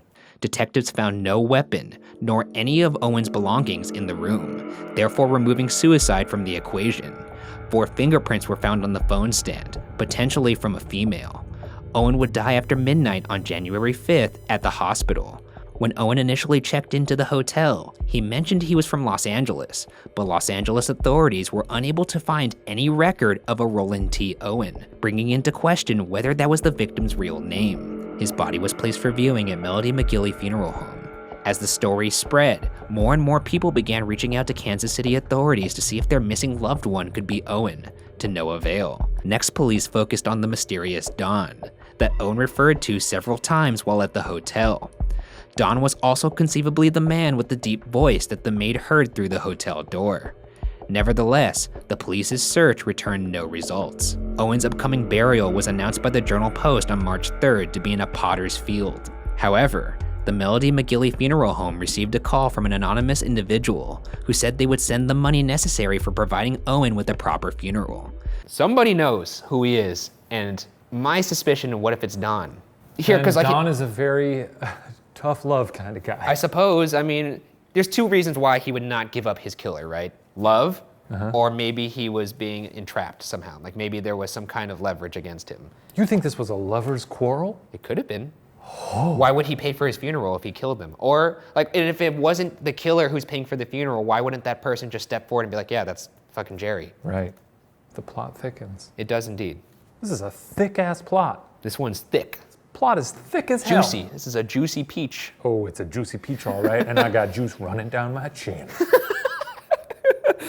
Sure enough, on March 23rd, money, bundled in a newspaper, was delivered to the funeral home from an anonymous sender. Funeral flowers were anonymously arranged with the Rock Flower Company, along with a card that said, quote, "Love forever, Luis," end quote, placed on Owen's grave. You know, I'm just gonna start sending flowers to people's funerals and say, "Love forever, Luis." You should just say, "Love forever, Shane," and a picture of yourself. Like that. But then people are gonna ask me questions like, "Why'd you do that?" And I'd say, "It's a funny joke." And they'd say, "This is a funeral, you know." Skipping forward about a year and a half later, in 1936, a friend of Ruby Ogletree found an American Weekly piece chronicling the Owen case. Upon looking at the magazine, Ruby would correctly identify Owen as her son, who left Birmingham in 1934. Owen's actual name was Artemis Ogletree, and he was only 17 years old. Sounds like a Harry Potter boy. What? That sounds like a little Hogwarts student. Artemis Ogletree? Oh, okay. I thought you were referring to the context of the case. It sounds like the story of Harry Potter. No, things turned out better for him. Yeah, I think he went on to have great adventures. Yeah, he wasn't brutally murdered in a hotel room. That would be a rough end to that tale. Ruby Ogletree, his mother, had actually received 3 letters from her son in the spring of 1935. However, these letters were delivered after Owen's death and were typed. According to a sensational newspaper account of the murder case, this was especially suspicious because Artemis didn't know how to type. This article also reported that the letter's tone was, quote, "slangy and unfamiliar," end quote, to Ruby Ogletree. Is it weird back then that you could just pretend to be someone? You could still do that today. Nah. I bet you I could check into a hotel right now and say, my name is Ricky Goldsworth. But then they're gonna say, "Oh, do you have a credit card, sir?" And I'll be like, oh yeah, this is my my friend. I'm just putting it's just a deposit, That's right? You're not gonna fly. charge. They're gonna put handcuffs on you right away. Where'd you grow up, Ricky Goldsworth? Oh, I grew up down the road. Where? No, what city? Oh, New York City. You grew up in New York This City. is happening in New York now. What's your mother's name, Ricky Goldsworth? Lucy Goldsworth. What's her maiden name? Lucy Gold. See, crumbling. Well, I wouldn't stumble like that. I'd have a prepared response. And You'd be firing them I'd off? be firing them off, and I'd be like, what's the fucking holdup? I'm trying to check into a room, and you're giving me a goddamn inquisition? Is this how you treat all your customers? All right. Who do you think you are? That's fair. Huh? Okay, and I that's poke fair. him in the chest like this. At this point, I'm giving you a room. All right? You did it. You win. You win, Ricky. After some time, it was revealed that Artemis Ogletree had also stayed at the St. Regis in Kansas City with another man, possibly Don. In the early 2000s, Dr. John Horner, the author of an exhaustive account of the murder case published by the Kansas City Public Library, received an out-of-state call about Artemis Ogletree. The caller claimed to find a box containing newspaper articles about the Ogletree murder in a deceased elderly person's belongings. According to the caller, there was something else in the box, something else that had apparently been referenced in the newspaper articles. Unfortunately, the caller did not say what that item was. After that, the case would have no further revelations and would disappear into obscurity. And with that, let's get into the theories. The first theory is rather simple, that the man referred to as Don beat Artemis Ogletree to death in room 1046 and acted alone. As mentioned before, it came to light that shortly before his death, Ogletree had stayed in a different Kansas City hotel with another man, possibly Don. Don was also conceivably the man with the deep voice that the maid heard through the hotel door.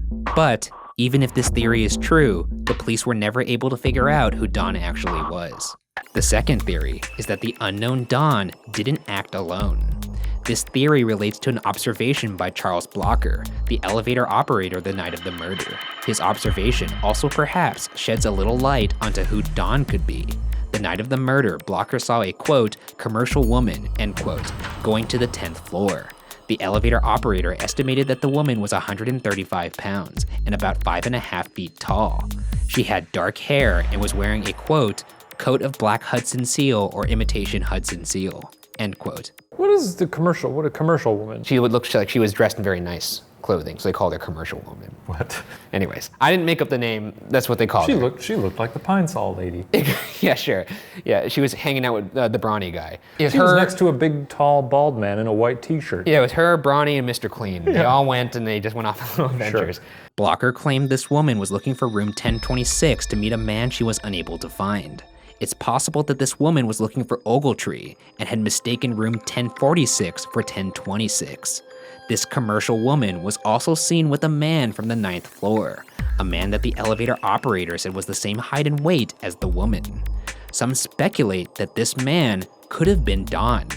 If you'll recall, there were fingerprints, potentially from a female, found on the phone stand, and a woman staying next door in room 1048 reported hearing loud female and male voices cursing.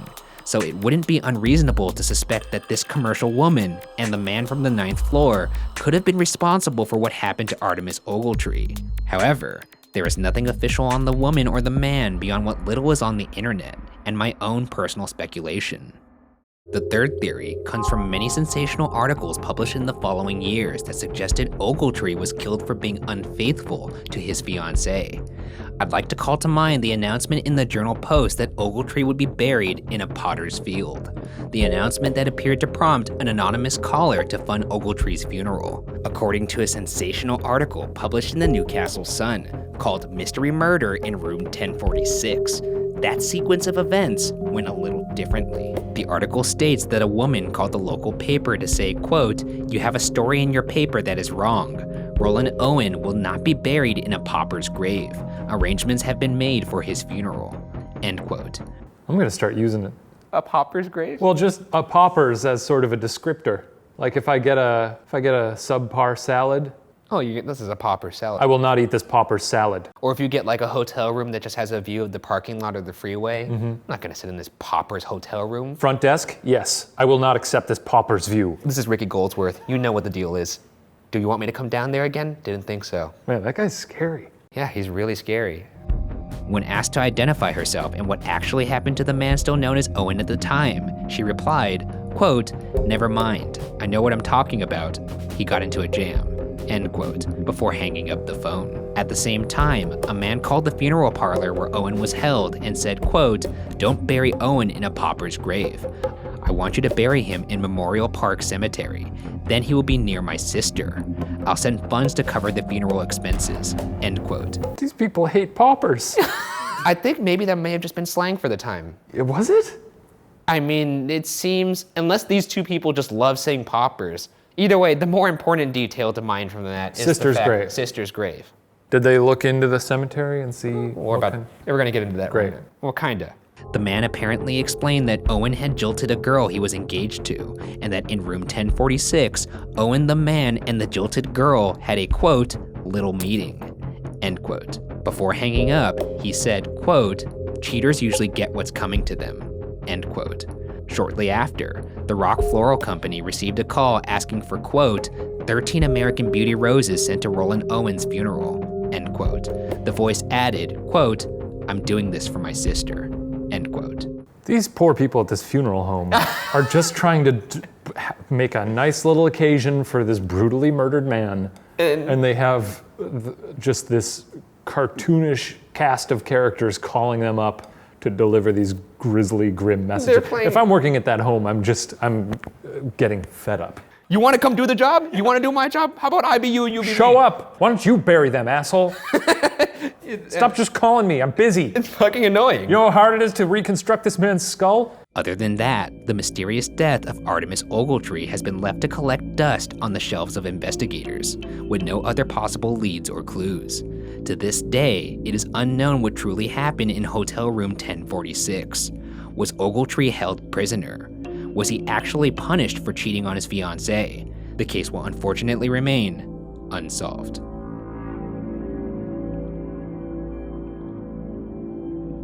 After I read about this case, I was in a weird headspace, so I watched clips of people falling on YouTube to go to sleep. You watched people falling Yeah, like a down? compilation of people falling down. That's what I did, and then I went to Weird sleep. way to make yourself feel Well, you know good. what? Better to think about that than think about a guy in prayer hands, bloodied on the floor. On his hands and knees, bleeding to death. All right, well, that's that. You think they cleaned that hotel after? Sure. Oh, that maid probably had to clean it. I don't even want to think about it. Anyways, get out of my house.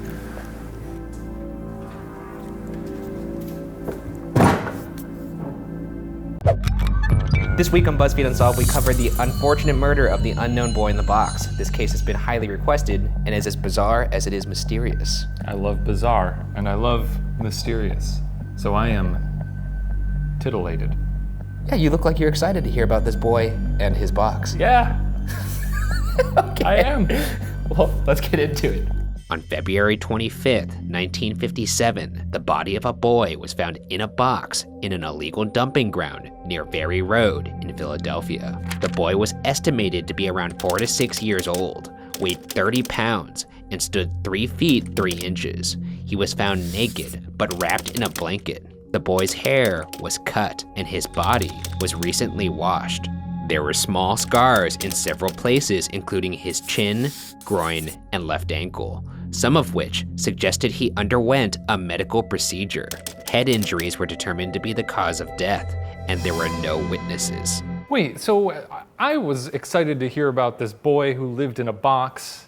I told you, it's not as magical as it sounds. They just found a dead kid in a box? That's it?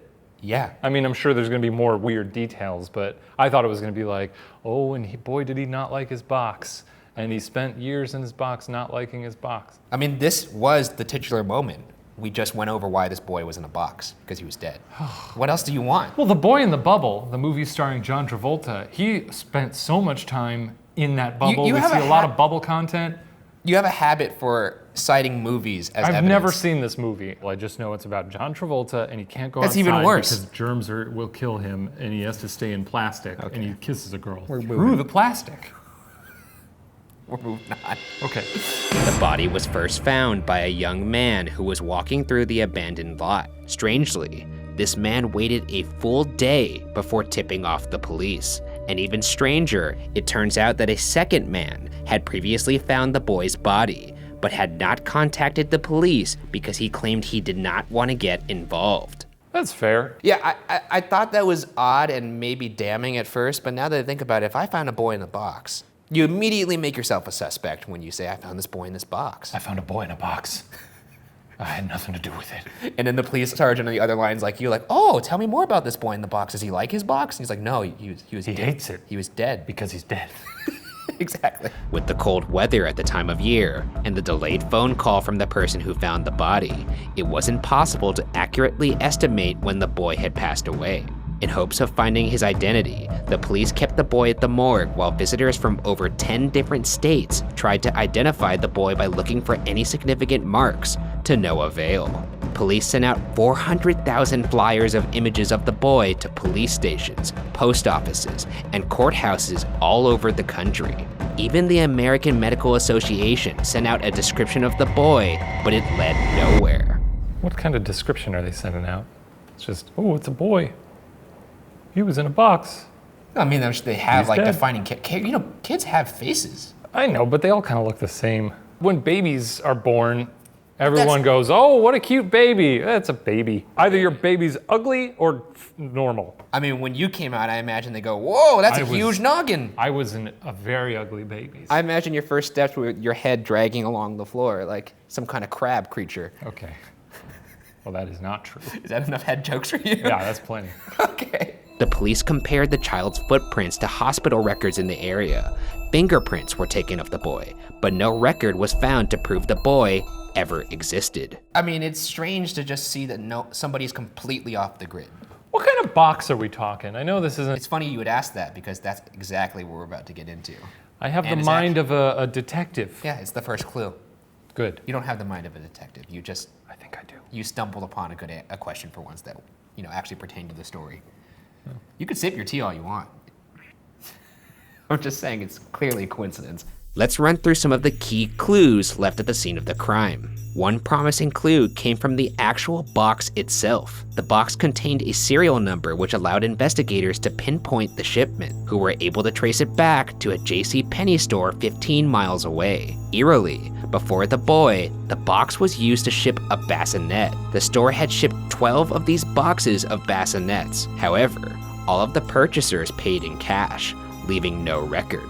8 purchasers ended up contacting the police when they read about the story in newspapers to go on record that they either still had the boxes or had put the boxes out for trash collection.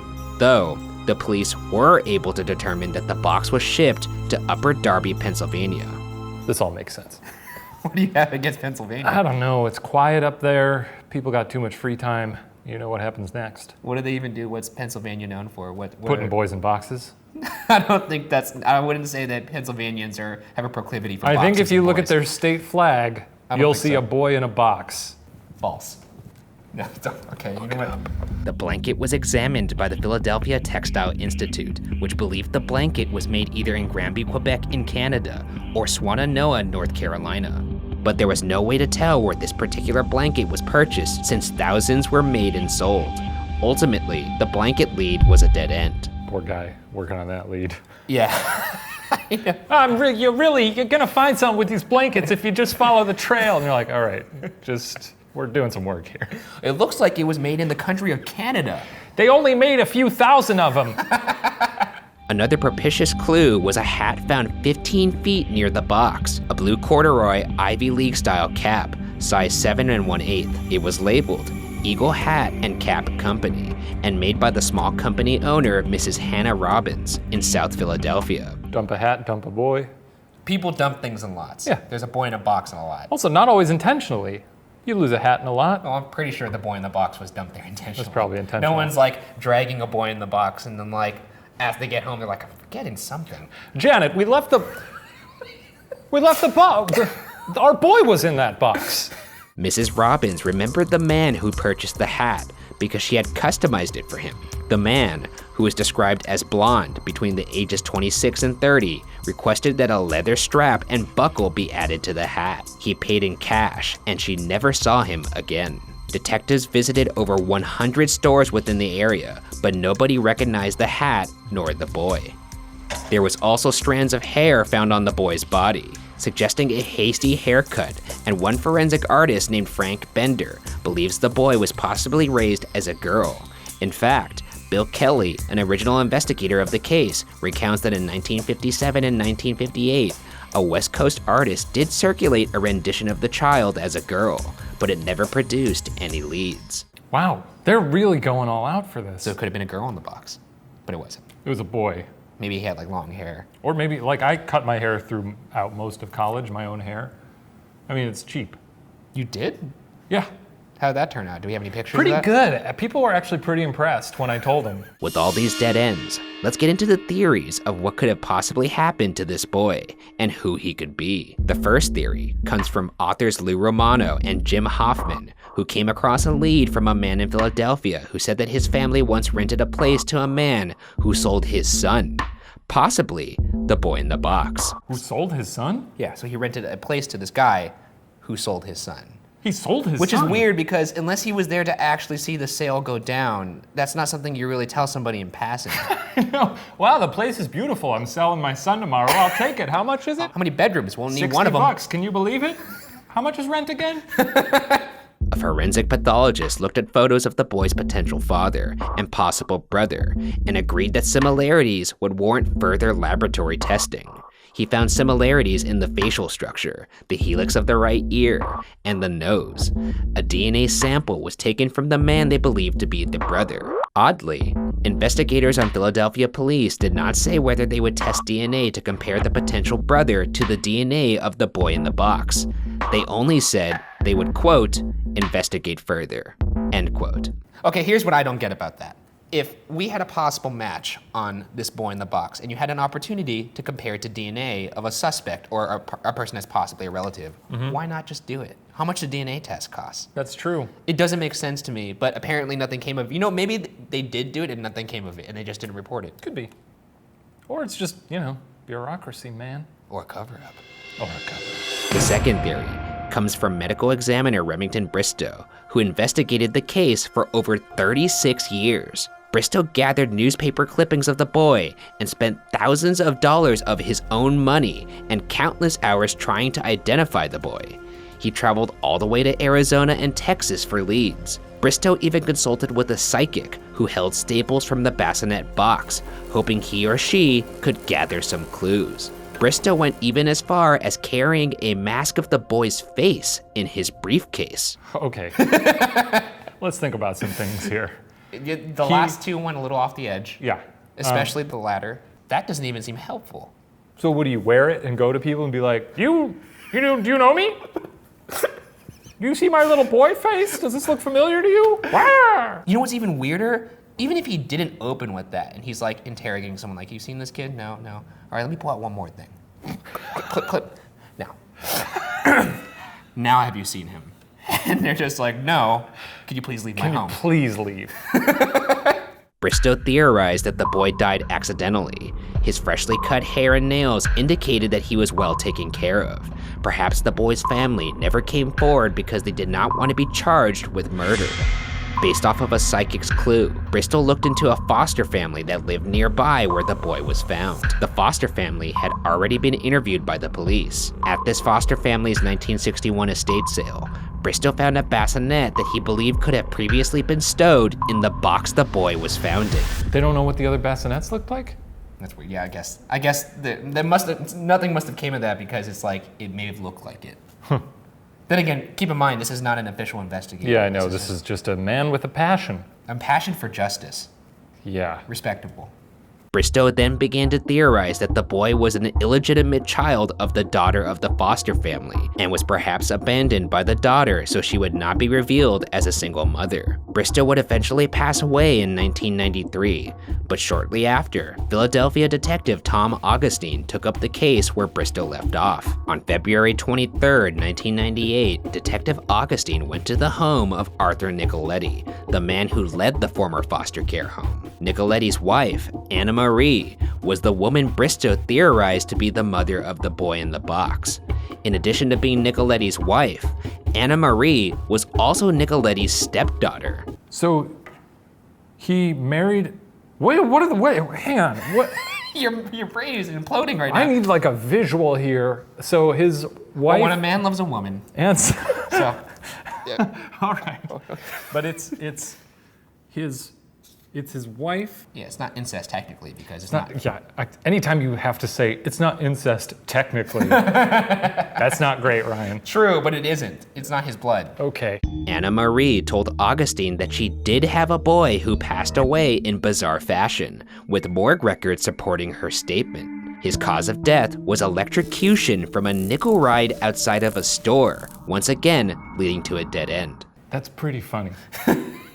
Do you think she was like, hey, here's a nickel, Timmy. I'm gonna go inside and get some groceries. I'll be right back. Or the more horrifying version of that, do you think she made him ride the ride and sat there and watched as he was apparently having too much fun and got really excited and was like, yeah! And then... You think he screamed like R2-D2?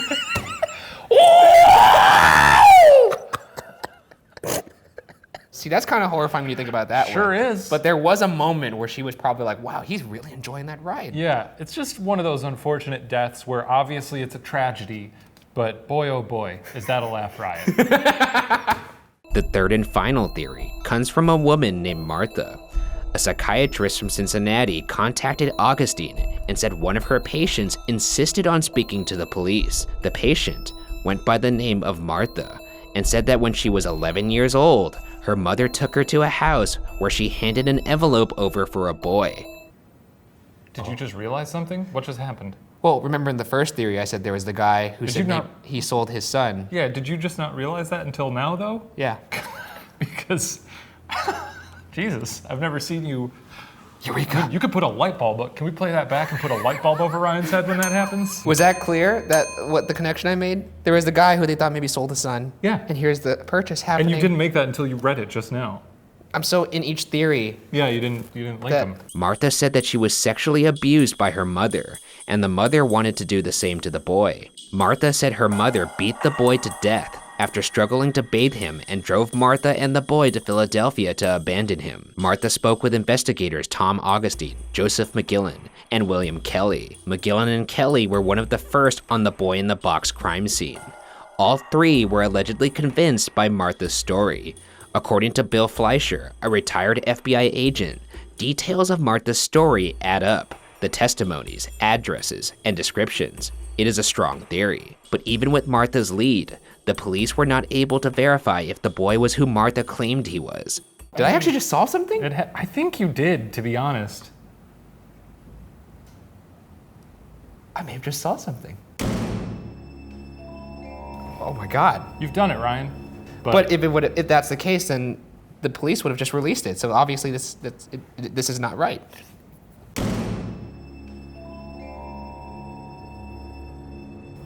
Feels right. Wow, doesn't take a lot to convince you. Either way, to this day, the boy's identity remains a mystery. His grave is marked as America's Unknown Child at the Ivy Hill Cemetery in Philadelphia. To this day, people are mystified as to why nobody had come to claim him. Perhaps someday, we will learn who this boy was and what happened to him. But for now, the case remains unsolved.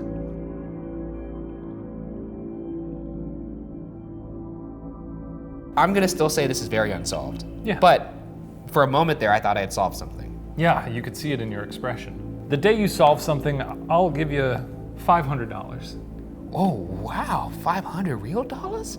Yeah. I could go to Disneyland with that kind of money. That'll last me a couple days, maybe.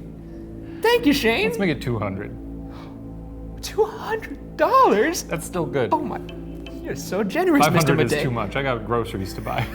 Okay, well, But there you something- have it. Shane's gonna set me for life if I ever solve something with that.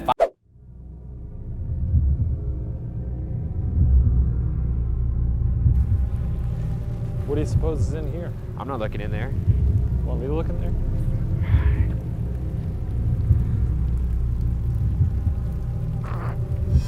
What is it? I don't know what the fuck that is. This week on BuzzFeed Unsolved, we discussed the horrifying Keddie Cabin murders. We're actually gonna go visit the former site of the Keddie Cabin, which is Cabin 28. It's been since demolished. Strap in, because this one is rough.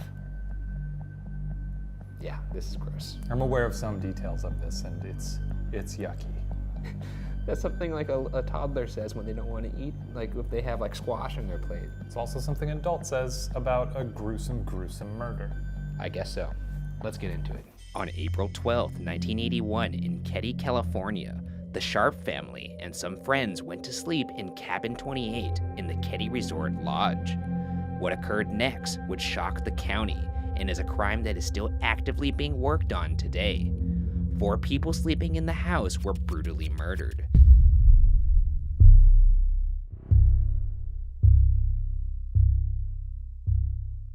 So right now we're approaching Keddie, the site of this horrible murder. Worth noting, it's a town of 66 people. I'm not a gambling man, but I don't really like those odds. Because they've never caught this person? Is that the... Yeah, so we could conceivably run into this guy, you know, taking a dump in the woods or something. Are we going to stop into town and tell them what we're doing? No, I'm not gonna stop into town and tell them what we're doing. Are you fucking out of your mind? I'm starting to think you want to die.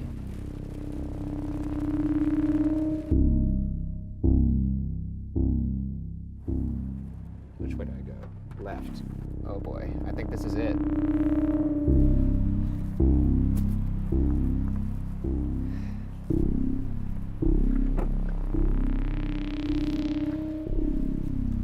I can't imagine this is debris from the house. The house was demolished around 10 years ago because there were squatters and people like us that would come inside the house and try and stay overnight. Shit, maybe this is from the house. This looks like the bottoms of the foundation. Oh, Jesus Christ, dude. Look at that, it's like tile from the bathroom right there, it looks like. You really turned a corner on that one pretty quick. Yeah, but I didn't see it up close until, oh my God. It's fucking horrifying. There's an elk, though. There's a deer over there. There's the remains and rubble of one of the greatest unsolved mysteries of all time, and you're looking at the fucking deer in the forest. As mentioned before, 4 people were killed in Keddie, 3 of which were found dead inside Cabin 28. Their bodies were found by Sheila Sharp, who, unlike the rest of her family, had slept at a friend's cabin next door. Sheila found the bodies of her mother, Sue Sharp, her 15-year-old brother, Johnny Sharp, and Johnny's 17-year-old friend, Dana Wingate. Sheila's 12-year-old sister, Tina, was missing from the scene, but her remains would be found at a different time, a fact that we'll touch on later. The sister of the people who got murdered here, the next morning she walks in, finds most of her family brutally murdered. She was staying next door at a friend's house. Yeah. Cabin 28 was right here. And that's where she found the bodies of her mom, her brother's friend, and they couldn't find her sister. Are you spooked knowing that there were just, you know, right around here? Strangely, Sheila's 2 younger brothers, Greg, age 5, and Rick, age 10, were found in the cabin, in a bedroom, asleep and safe. In the same room, also found asleep and safe, was the boy's friend, Justin Smart. When you look at the scene of the crime, it's tough to fathom how they could have slept through such a tragedy. It's very hard for me to believe that 3 people could have been asleep while it was happening in the same fucking house. The woods get loud, though, is my only thing. But you're in a cabin. In a cabin. Were they in the same cabin in the In the room same next cabin. door? So maybe they were in there telling ghost stories or something. I don't think they were. They were probably asleep. They could have. I mean, they could have been in there telling ghosts. You know how kids do, pillow talk, stuff like that. That's not what pillow talk is, I don't think. That's what it was for me, telling ghost stories. Pillow talk Like- could either mean something you do after sex, or it could mean Yeah, I think that's it what could that mean is. what's like a sleepover. Do you tell talk. ghost stories after sex? That's for me and my girlfriend to know. Maybe. You just spark up a cigarette. Let me tell you about the Keddie Cabin murders. Johnny, Dana, and Sue were all bound to some degree by electrical wiring. These weapons were found at the scene. A bent steak knife found on the floor, a bloodied butcher knife and claw hammer, both found on a small wooden table near the entryway to the kitchen. Blood splatters were found on the walls and ceiling, suggesting the kind of force used. All very effective for They stabbed murdering. them so hard the knife bent. I think people get a little too hung up on that. It's not hard to bend a knife, right? I You suppose. ever dip into a thing of ice cream All with a I'm spoon? saying is there was a considerable amount of force being. Oh, I have dipped a spoon into ice cream when So it's not. ice cream can bend a spoon. One- Why are we so... Normally I dip the spoon in hot water though, and then I put it in ice cream so I could get a nice clean scoop. That's just smart. It does look like this is pretty central to all the houses. So you would think that there'd be at least one witness. There was so much blood everywhere, and there was such force within the murders themselves. There was blood splattered on the ceilings, the walls. So whoever did this had to be covered in blood. Yeah. Maybe he went down that way, but it looks like That's the forest. you can't No one's imagine gonna, that. if you see someone running through the forest covered in blood, you're not gonna bat an eye. You'll probably just be like, oh, as you were. That's not how the forest works. You see someone in the forest covered in blood, you're gonna be like, excuse me, sir. Why are you covered Well, I'm in not blood? gonna stop him, but maybe I'll like take a good look at what he looks like. I'll Call just the let 'em- police, that sort of thing. I'll just let them mind their own. Okay, good. Glad to know that if you would be the worst crime scene witness of all time. Here's some background on Sue Sharp and her children. Sue Sharp had left a broken and abusive marriage and was described as a quiet woman who loved her kids. In 1980, Sue moved her kids to the Keddie area, where they lived in relative poverty. Let's return to the body of Tina Sharp, the one Sharp sibling missing from the cabin. Tina's skull would eventually be found due to an anonymous tip called into the police on the 3rd anniversary of the murders. The skull was found about 50 miles away in a whole other county. Aside from the timing, which is undoubtedly suspicious, what's truly dubious is the fact that the caller identified the skull as Tina's. But how could the caller have known that based on the skull alone? Because the caller was the murderer. Yeah, that's what I'm suggesting. Oh, you were phrasing it in a dramatic way. Yeah, it's creepy. What is it about killers that they want to get caught so badly, or like they want to get as close to being caught without being caught? I guess I can't put my mind into the mind of a criminal, but like I can. I think some of them want to get caught. I think they do. Or do you think they just want the notoriety, like the? It's maybe a little bit of both. Oh, looks like you're not good enough detectives to figure out what I've done. Here, let me throw you a bone. Literally. Oh. Let's go over the suspects, of which there were really only 2 examined by the police at the time. Marty Smart and his roommate, Bobo Betty, who lived 2 cabins down from the Sharps. Let's go over a possible motive. Marty Smart was married to Marilyn Smart, the mother of Justin Smart, who was one of the kids that was found alive and well in the cabin. Marty was reportedly an abusive husband, and there are reports that Sue Sharp had been counseling Marilyn on her marriage. When finding out about Sue's interference with his marriage, Marty reportedly went ballistic about it. Marty reportedly left for Reno, Nevada soon after the murders. Law enforcement at the time felt that the killer was, quote, more than one person, end quote. Hence them throwing Marty's roommate Bo, who was an ex-con, into the case as an accomplice. Because 3 people's a lot for one person to kill silently all at once. What do you think about his kid being in there and not dying? Weird, so they're all just pals? So yeah, they were all pals, and they were friends with this boy named Justin Smart. They were all sleeping in the same room in this cabin, and they were the ones left alone. Interesting. And this dad is the suspect. Marty Smart, dad of Justin Smart, does not kill his own son, and the other 2 Sharp boys were sleeping in the same room as his son. That's why it makes sense. So they may have only lived, if Marty's the killer, because they were in the room with his son. Exactly. Despite there being much more to this case, at the time, the investigation strangely stopped there. There was evidence that seemingly went unnoticed, and people of interest that may have not been vetted properly. The father of Dana Wingate, the friend of the Sharps that was also killed, said in 2001 that the police had, quote, stumbled over each other and fouled up the case, and he isn't alone in that line of thinking, as many suspect the police on the case may have been involved in a cover-up. At this point, the entire town is a suspect. You would imagine they're all closely knit friends. Well, I don't think they're great friends. Well, obviously, because someone murdered the That's other. right. Yeah, That's but what I'm getting at. Some of them must be friends. Yeah. Others would like to plunge knives into each other. If I can imagine any of my friends murdering me. I could imagine one friend of yours murdering you. Is it you? No.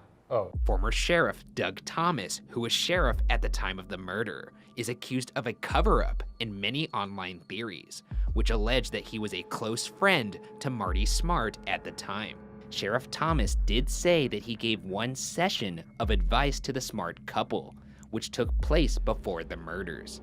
However, Marilyn Smart does not recall the meeting with her husband Marty and the sheriff, but said that the 2 were not friends to her knowledge, though some consider Marilyn Smart a conspirator as well. The scariest thing about this is I'm pretty sure that there was a cover-up by the police department. Police in the 70s, like 70s and 80s police were always just like, oh, you murdered someone? You got $40. Former Sheriff Doug Thomas recently addressed these accusations. Quote, there was no shortage of suspects, but suddenly now everybody 35 years or so later have all figured out what happened and that all of the investigating officers were corrupt. It's laughable is what it is. Martin Smart was not a friend of mine. At one point, he and his wife were having marital problems, and they came to my office when I was sheriff and wanted me to counsel them. End quote. Was he like a relationship counselor? No, he was just it's a small town. I can't imagine there was a practicing psychiatrist in the area. It just seems like a weird decision if you're having marital troubles. Well, Let's take this to the police. I guess. Maybe they'll help us. Mend us, Sheriff. In 2013, the case was reopened by current Sheriff Greg Hagwood and Mike Gamberg, both of whom had personal connections to the victims of the case. Here's what Sheriff Hagwood had to say about the police cover-up theory. Quote, "It has brought to light some amazing timelines, histories, and what some may call coincidence. Others may look at it more accusingly. I don't put anything outside the realm of possibility. Let's go over some interesting new developments brought on by the reopening of the case. The first development happened when Gamberg organized boxes of case reports and evidence from the case that had been shoved aside. What he found was a letter written by Marty Smart to his wife Marilyn, reportedly written soon after the murders. It reads, quote, "I've paid the price for your love, and now that I've bought it with 4 people's lives, you tell me we are through? Great. What else do you want?" So why would she want him to murder people? The theory before had mentioned that they were going through problems. Sue Sharp had tried to counsel them, and he saw it as her meddling with his marriage, and maybe she got annoyed by it too. There must be something else here, because that seems like pretty strong evidence that he did this. I guess he never really went out and said, "I killed them." Right. He could be speaking in it like metaphorically. I do sort of love the language here, though. You tell me we're through. Great. What else do you want? I murdered people for you. I know. And now what? Clearly she's the jerk in this one. Yeah. Oh, great. Oh, so I'm the psycho because I murdered 4 people. Oh, because I murdered 4 people. Ruined that perfectly good knife. Marilyn doesn't recall receiving the letter. However, she did recognize her ex-husband Marty's handwriting. So this must be why he's not indicted, because maybe they can't make it absolute that it is his handwriting indeed. What, the police were just writing fanfic? Yeah, what the fuck is this? It was maybe, unless someone wanted to implicate him in the murders. Also, but it was in an evidence box. It was official evidence. So And if she recognizes his handwriting, there's something weird going on in this little town. something doesn't add up. Something stinks. The second development was something also found in those boxes of case files. Gamberg found the taped anonymous phone call that tipped off the location of the remains of Tina Sharp. The audio of that 911 call is now being compared with audio of suspects looking for a match, though it's worth mentioning that the tape was never voice analyzed at the time. Here's current investigator Sheriff Hagwood on that tape.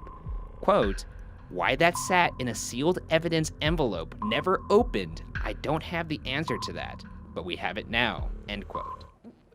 This is just baffling to me. Yeah. It looks like they solved anything that was remotely possible of helping them solve the case. They're like, box it up. Yeah. Put it in the corner. Shove it in a closet. That Put requires some real coats work. over it. They have to put this thing to rest and probably, right the wrongs, bring people to justice. I guess that's technically their job. Yeah, that's what they get Can you paid to do. imagine how much goddamn paperwork is involved in that? Holy shit. So much. You gotta do your job, man. You got to do your job. 10% of your population was just murdered. Yeah. Time to look into that one. The third development came from Gamberg speaking to Marty Smart's former therapist in Reno, Nevada. Apparently, Marty had confessed to the murders in a session. The therapist reportedly told Gamberg that even he was surprised that the investigators at the time of the murders hadn't used that confession against Marty. Here's a question. The therapist. So you're a therapist. Someone comes to you. Oh, I got some troubles. Oh, yeah? Like what? Well, I murdered 4 people. Okay, well, I'll see you next week. Take a little drive, go to the police station. Hey, quick note. This guy said he murdered 4 people in your town. Police go, okay. You drive back to Reno, and then you don't hear anything else about it. You're done? That's it? Think of it this way. If you told someone so point blank that happened and they did nothing, do you really think you're gonna go back to follow up? Because if the police don't give a shit, in my mind, oh, hey, maybe the police were involved. Yeah. Maybe I shouldn't go back and be like, hey, you boys should start doing your jobs. I want to talk to that You should therapist. start going. The fourth development was the discovery that a man had found a steel blue-handled claw hammer using a metal detector near a pond near Keddie. The hammer matched the description of one that Marty had told investigators he'd lost. As of late November 2016, it was being tested for DNA or blood residue as a possible additional murder weapon. Dude, what in the world? Why is there so much just stuff dumped around here? Because it's a shanty town, It's Ryan. a ghost town, yeah, makes sense. You hear that? Yeah, it's a car. Oh. Maybe he dumped some stuff in the river down here. River's rather full. I think on account of the monsoon. I don't know if this is the actual pond that Marty Smart dumped his claw hammer in, but weird that he would dump a murder weapon when he left the other three in the house if it was him, in fact, who did it.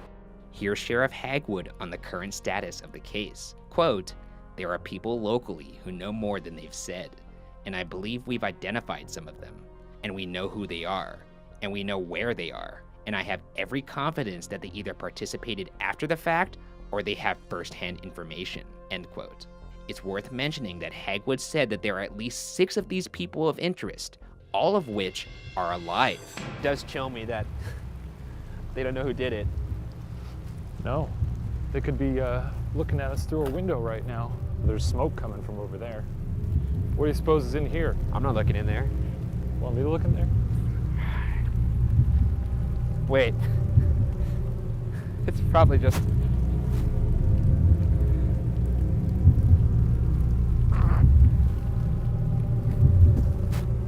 What is it? I don't know what the fuck that is. Maybe it's like an old part of the chimney.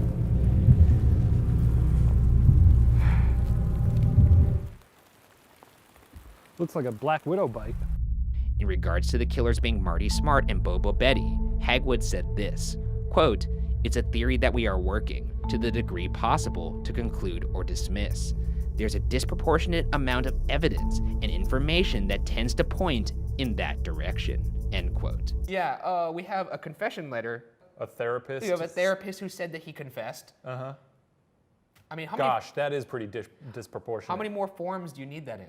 As of now, nobody has been charged, though you can rest easy knowing that Hagwood and Gamberg continue to dig deeper on what really happened that one night in Cabin 28. Here's one final thought from Sheriff Hagwood.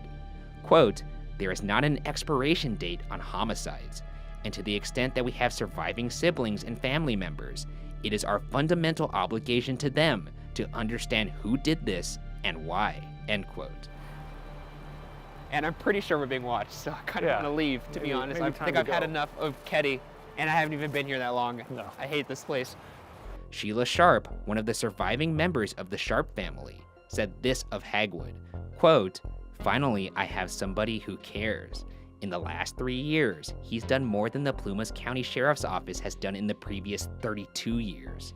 Major shade being thrown appropriately, though. Well, yeah, I mean, her family was murdered, so... And no one seemed to give a shit. Right. Collectively, the whole town went, Sheila personally believes that the murders of her family were carried out by Marty Smart and Bobo Betty. final verdict, what do you think? I'm leaning toward Marty. I'm interested to see where this goes. I hope the boys hit a break in the case. Perhaps one day, Hagwood and Gamberg will finally confirm those suspicions. But for now, the devastating case of the Keddie Cabin murders remains unsolved. This week on BuzzFeed Unsolved, we discussed the enduring mystery behind the disappearance of famed pilot Amelia Earhart. This one has been the topic of wide speculation for about 80 years now. There's a lot of interesting theories out there. I don't know any of them. This seems cut and dry, but Oh, you no? know. There's more to it? There may be more than meets the eye here. Oh. All right. Shall we just get into it then? Yes. On July 2nd, 1937, Amelia Earhart, the first woman to cross the Atlantic and one of the most famous women in the world, disappeared along with her navigator Fred Noonan while attempting to circumnavigate the globe at the equator. Before we get into the incident, let's quickly provide some context into how accomplished Earhart truly was. The Babe of the Sky. Is that what they called her? I've heard that, yeah. That's dope. It's pretty sick. Babe of the Sky. Yeah, there goes Amelia Earhart, babe in the sky.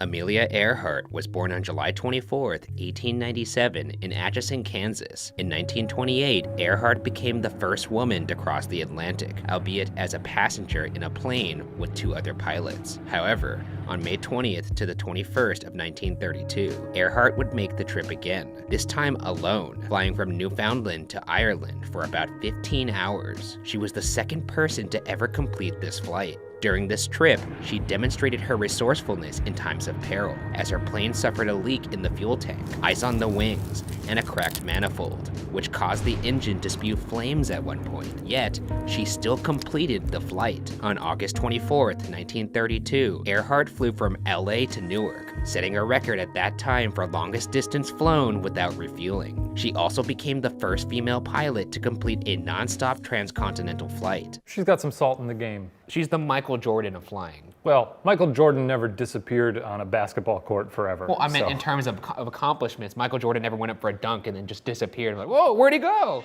Where'd the air go? This takes us to 1937, when Earhart set her sights on circling the globe, zigzagging along the equator, requiring long hauls over water. If successful, she would have been the first female pilot to fly around the world. Her journey would have taken her about 29,000 miles over roughly 40 days, starting and ending in California, and would have included 20 stops, including San Juan, Calcutta, and Bangkok. Hope she's bringing some chewy bars.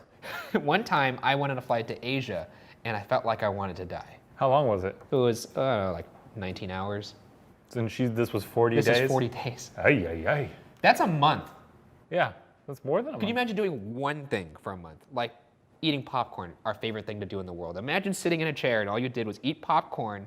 Okay, that sounds pretty good. That's pretty good, actually. Yeah. That's a bad example. Yeah. Earhart flew in a twin-engine Lockheed 10 Electra, a 10-passenger high-performance airliner, specifically outfitted with special tanks that allowed it to carry over 1,000 pounds of fuel, rather than the usual 200. So when they built this one, they specifically said, let's make a plane that won't catch on fire. I mean, that's the goal with every plane, is it? Seems like they're not doing a great job at that, though. I'm just saying, do you imagine there's someone that's like, oh, it would be funny if this plane caught on fire halfway through the Could be. trip. There's some sickos out there. If there's some misogynist pieces of shit on there, on that team, he's screwing the little bolts on, and they're like, well, you know what they're gonna use this for? No. Well, they're that babe of the sky. She's gonna fly around the globe. Oh, is that so? Is that what she thinks she's gonna do? Oopsie. Oops. There goes a screw. Yeah. The sky belongs to men. On May 21st, Earhart and her navigator Noonan started their journey from Oakland, California. On the morning of July 2nd, 1937, 42 days into their journey, Earhart and Noonan prepared to leave Lae, New Guinea. Leaving Lae, the Electra was carrying the most fuel it had on this expedition, about 1,000 pounds worth. They were already roughly 22,000 miles into the trip and had about another 7,000 to go before returning to California. She planned to stop 2,556 miles away on Howland Island to refuel. It was about an 18-hour flight. Harry Balfour, the radio operator for Guinea Airways in Lae, set up a schedule for he and Earhart to send transmissions to each other once every hour. Soon after Earhart's plane took off, Balfour noted that the headwinds were stronger than anybody had thought. He sent transmissions of this information to Earhart 3 times over the course of 2 hours. However, Earhart did not seem to get these transmissions. Headwind speed could affect plane speed, gas consumption, and length of flight. Around 2:18 p.m., Earhart's transmissions, which had been blocked earlier, were finally received by Balfour in Lae. She gave her speed, 140 knots, and altitude, 7,000 feet, and things seemed to be okay. A little over an hour later, her next transmission stated that she had climbed to 10,000 feet. This may have been uneconomical in terms of fuel usage. It's unclear why Earhart made this climb, but author Elgin Long, a veteran pilot, guesses it may have been to avoid clouds or mountains. You think she just went vert? Just like, I don't know. what do you think of this, Noonan? Maybe there was something she had to avoid that was coming at her. Okay. If this is a preview of what's to come. Maybe. You never know. This transmission also seemed to be delayed, though they were still on course, and it's believed that the experienced pilot Earhart would have realized the problem with the headwinds by this point. As they neared Howland Island, the plane was likely down to a last 97-gallon tank of fuel. The Coast Guard's Itasca, a 250-foot boat off the coast of Howland Island, was to provide communications and weather for Earhart upon her arrival to the island. It is thought that Earhart's plane must have gotten fairly close to the island because the Itasca did hear her transmissions, which grew stronger as sunrise came and went. In fact, they thought Earhart was close enough that the radio operator on board the Itasca went outside to look for her plane. In one of her last transmissions, Earhart told the Itasca, quote, "We must be on you, but cannot see you," end quote. She radioed, quote, "Gas is running low," end quote. Earhart's last transmission at 8:43 a.m. was, quote, "We are on the line 157-337. We will repeat message. We will repeat this on 6,210 kilocycles. Wait," end quote. While there are conflicting reports, the transmission may have also included, quote, "We are running north and south," end quote. In her final transmissions, Earhart's voice was described as, quote, "frantic," end quote. Did Fred chime in during any of these? Not really. I think Fred was too busy white-knuckling it on the passenger seat. This is a bad idea. This is a bad idea. My wife told me not to do this. Exactly. After that, Earhart was never officially heard from again. When Earhart's plane never arrived, the Itasca searched the waters northwest of Howland Island. On July 7th, 5 days later, the U.S. battleship Colorado began to search the waters to the southeast. An aircraft carrier, the Lexington, arrived soon after from its base in San Diego and stayed searching the region until July 18th. To this day, neither Earhart, Noonan, or their plane were ever found. But that hasn't stopped the world from speculating about what happened. Let's go over the theories. The first theory is perhaps the most widely accepted theory, that Earhart's plane ran out of gas, and she and Noonan died when they crashed into the ocean northwest of their destination. Although skeptics have pointed out that an Electra with that amount of fuel should have lasted 24 hours in flight rather than 20, as Earhart's plane did. Analysis by the Jet Propulsion Center at Caltech concluded that with the headwinds and the 10,000-foot climb Earhart was forced to take early in the flight, her plane would have been out of fuel when she disappeared. Near Howland Island, the ocean is about 18,000 feet deep. From 2002 until March 2017, a company called Nauticos teamed up with other groups to search a nearly 2,000 square nautical mile area of the Pacific Ocean floor where Earhart's Electra may have sunk. They used sonar mapping to search the seafloor, but have not found evidence of the aircraft. Open and shut. I don't get this. It's all there. Is this going to be your Occam's razor thing that you always cite? I think perhaps they slammed into the ocean and sank to the bottom of the sea. They're going to comb that ocean, baby.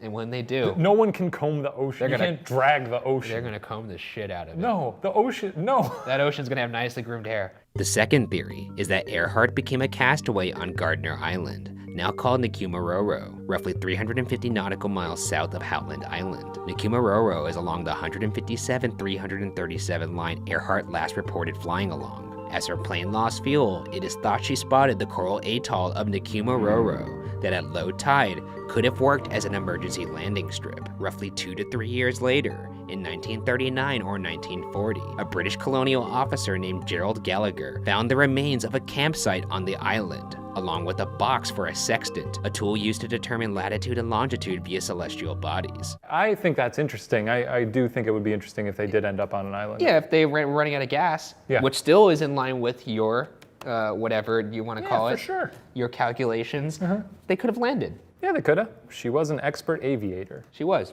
And she was good at problem solving under pressure. She flew a fire plane. She flew a fire plane. However, the most provocative thing discovered on the island by Gallagher was a partial human skeleton, as well as 12 other bones. The bones were analyzed by a physician named D.W. Hoodless, who was working in a medical school in Fiji. But Hoodless determined that the bones belonged to a man who was short, stocky, and of European descent, and could not be Earhart or Noonan. Unfortunately, after this conclusion, Hoodless discarded the bones, thereby preventing anyone from DNA analyzing them in the future. I think that this guy may have jumped to conclusions a little bit, and maybe, just maybe, should have not thrown out the fucking bones. He threw out the bones? I just said that. He said, it ain't them, trash them. That's him. These bones don't belong to anybody. Put them back in the ocean. Yeah, this guy wanted to go home early that day, I think. Just throwing the bones out. What scientist does that? I feel like the majority of these true crime cases that you do are plagued with people who don't want to do their jobs. And they're not thorough. Yeah, half the reason half of these cases are unsolved is because people got evidence and were like, too much work, burn it.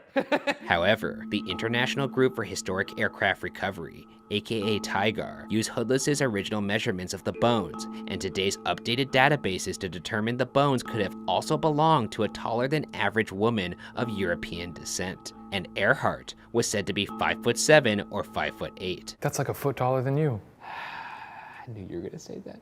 I'm 5'10", by the way, so. No, there's no quotes there. Well, when you wear your special shoes, yes, Nope, you're nope, 5'10". nope, that's from the doctor. Yes, your shoes are from the doctor. No, no, they're not. Yeah, they I'm are. 5'10", damn it. According to TIGAR director Rick Gillespie, the reason for there being only partial bones on the island was because of the coconut crabs that live there. He suggests the coconut crabs carried the bones off into burrows and that they may have eaten her. Coconut crabs grow up to 3 feet long, can break open coconuts with their pincers, and are the largest arthropods living on land. These are majestic. They're kind of horrifying looking. Anytime you think something's majestic, just imagine it if it was like 10 times bigger. Or if it was the last thing you saw before you died. Looking into those little beady eyes. Yeah.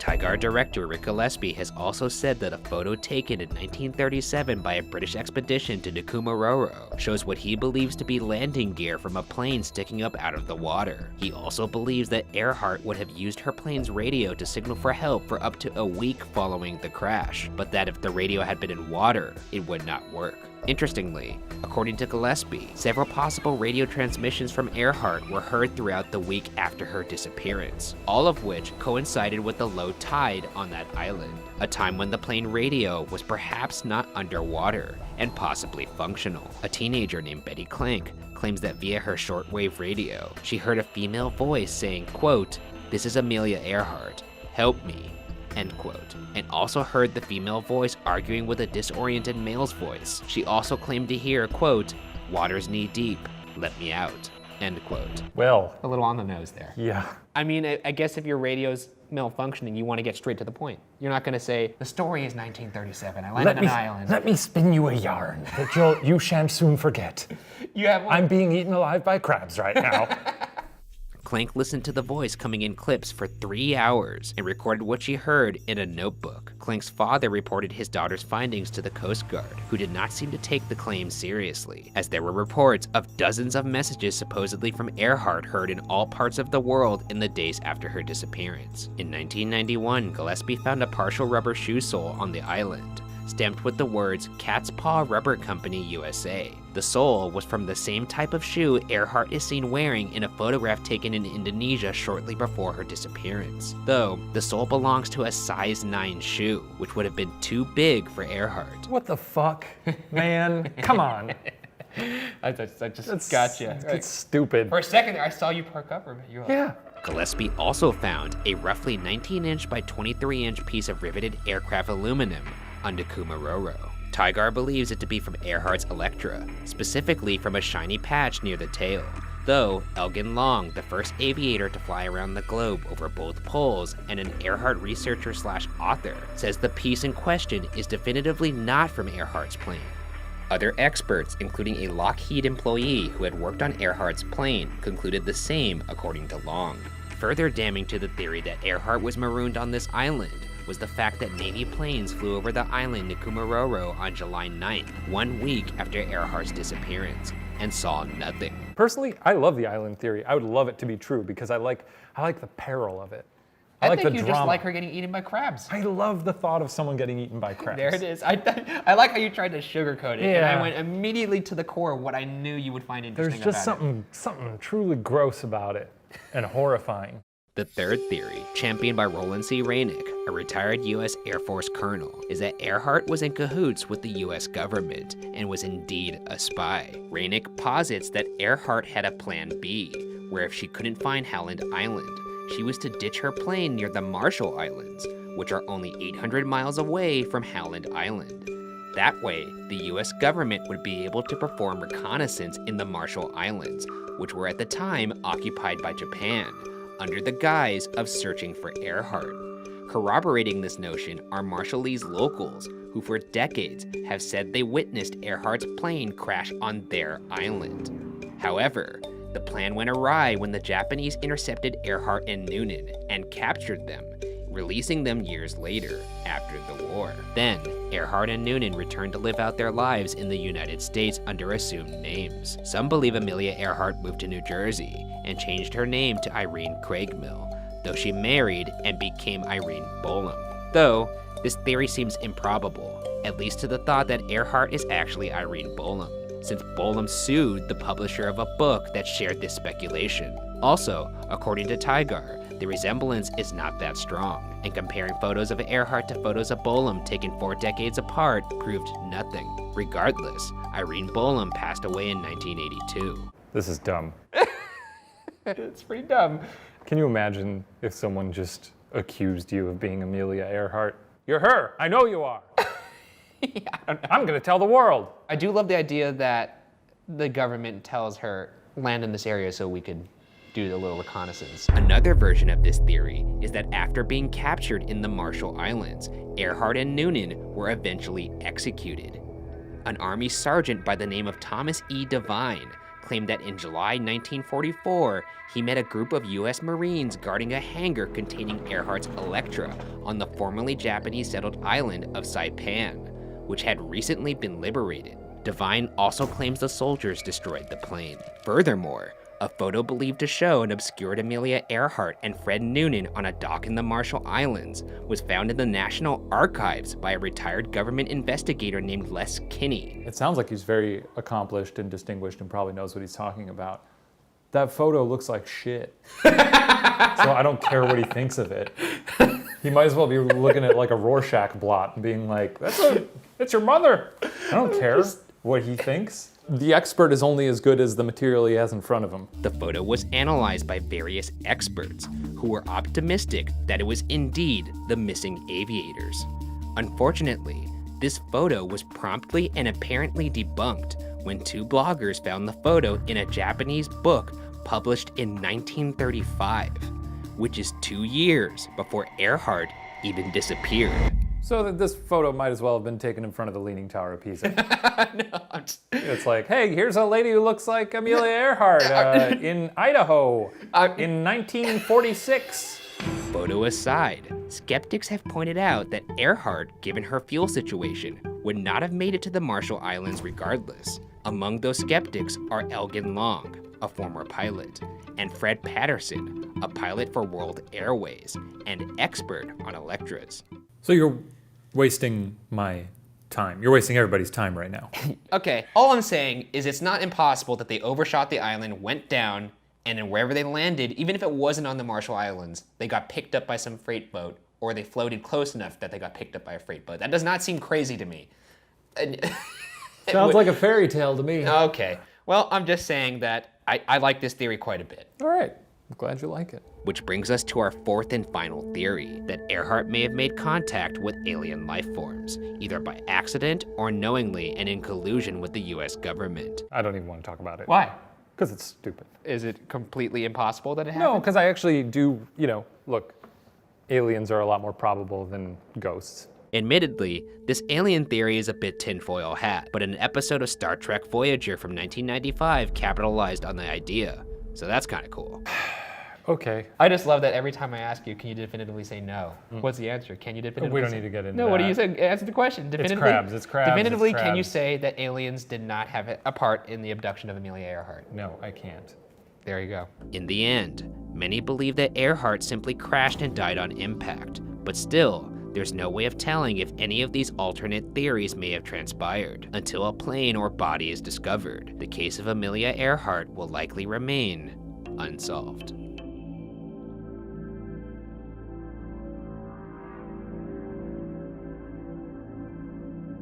You know what? I may be with you here. I think crabs 1, aliens 2, crash 3. I bet the crabs built a little restaurant on the island called Joe's Amelia Shack. They ate for weeks, probably. Do you think they ate her with butter as well? Oh, yeah. That's delicious. And one of them was like, oh, a little too humany for me. I don't really like it when it tastes too humany. I like it meatier. And they were like, shut up, Fred. She's a bit too bold. I'm sorry you have no culture. Was that morbid? You know all of this is morbid, That's right? true. Whatever.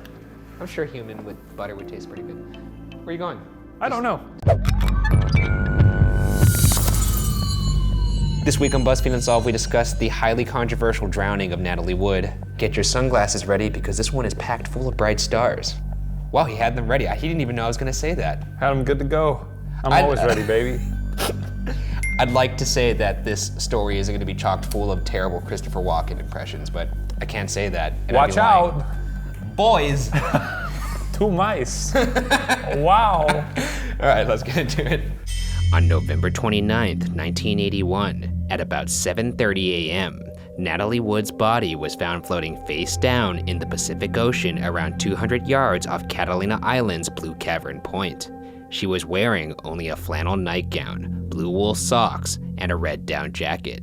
Before we get into the details of the scene, let's establish what led up to that point. Natalie Wood was one of the biggest stars in Hollywood up until her untimely death, with roles that include the classic Christmas film Miracle on 34th Street, which she starred in only at age 11, Rebel Without a Cause in her teenage years, West Side Story, and Gypsy. Gypsy. Yeah, that. Oh, the famous Gypsy.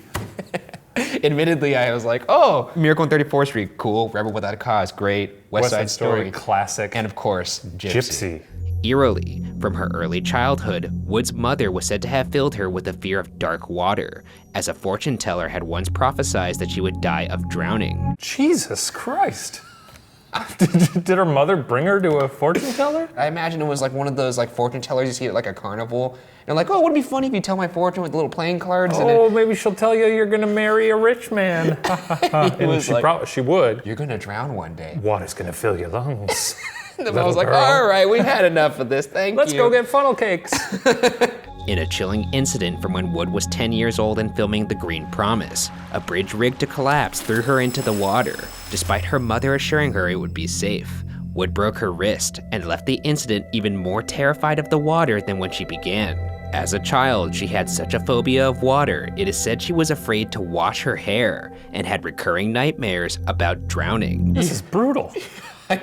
It came true, so she was actually warranted in all these fears. This would be like if you were eaten by a shark. Or a bear. Oh, I'm sorry. This would be like if you were eaten by a I bear. thought for a second we were talking about things that are actually scary. I made the mistake of thinking of the most apex predator, and I forgot that you're afraid of one of the lesser predators. So yes. No, I'm gonna let this slide because I know you're just trying to get a rise out of me and you truly do believe that the bear is the most dominant I truly animal. believe that. Yeah, it's the most dominant all-terrain animal in the world. And there's Yeah, no sure it it's a is. killing machine. Yeah, pop that thing in the ocean, see Yeah. how it does. On Wood's 18th birthday, she went on a date with actor Robert Wagner, later star of television series Heart to Heart, who was 26 at the time. They married in 1957, but divorced just a few years after. Wood married and divorced another man later in her life, only to marry Robert Wagner once again in 1972. Wood herself had said that she believed her feelings of torment were rooted in a feeling that she did not truly know herself, as people had told her what to do her whole life. Including her mother. Jesus. Yeah, she seems a lot more tortured than I originally anticipated. Wagner must, does that man have a magical penis or something? They got divorced and then she... You think the only reason someone would go back to someone is because they have a magical penis? I feel like divorce is probably a lot of work. Do you not know how love works? Maybe I don't. That makes a lot of sense, actually. Pushing forward to more recent history of the incident, it was the weekend just after Thanksgiving of 1981. Wood had been working on the science fiction film Brainstorm with Christopher Walken at the time, and he was invited to join her and Wagner on their yacht named the Splendor that weekend. According to the captain of the boat, Dennis Davern, who had worked with the couple for years and considered himself a family friend, Wood had become infatuated with Walken during filming, and Wagner had even flown out to where they were filming to make sure he wasn't going to, quote, make a fool of himself over this, end quote. This is rough. To be fair, can you blame her? I'm actually a little curious about that. I have a hard time imagining someone going gaga over Walken.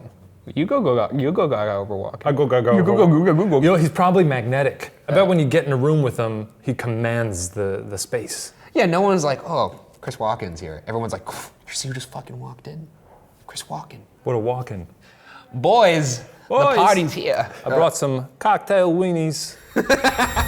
Though, Wagner was not the only one with a jealous streak, as around the same time, reports say Wood was suffering from jealousy over Wagner's on-screen romance with his heart-to-heart co-star Stephanie Powers. The group left on the yacht around noon on Friday, November 27th, about 2 days before Wood would be found dead.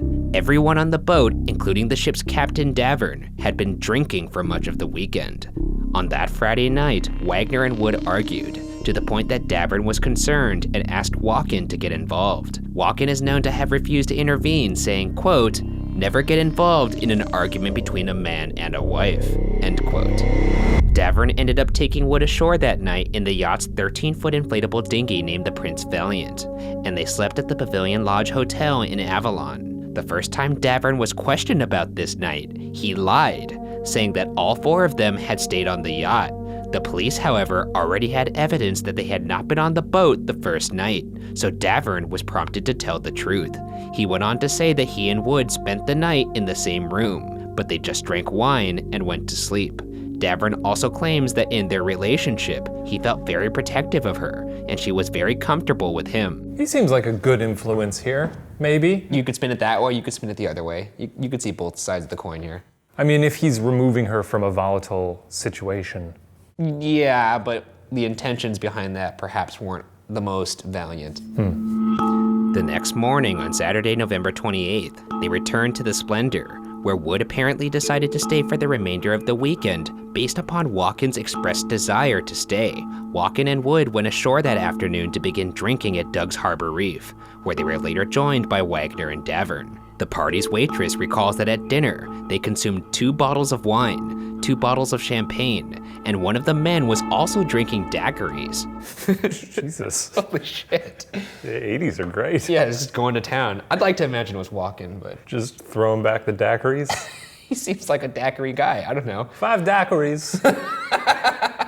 She also recalls that Wood did not eat much of her dinner, and that she did not seem to be in a good mood, and when she left the restaurant, appeared to be stumbling. In one moment, Wood was said to have thrown a glass down onto the floor, though Walken later explained the incident saying that it was his fault, because he threw his glass on the floor after making a toast, and Wood had just followed suit.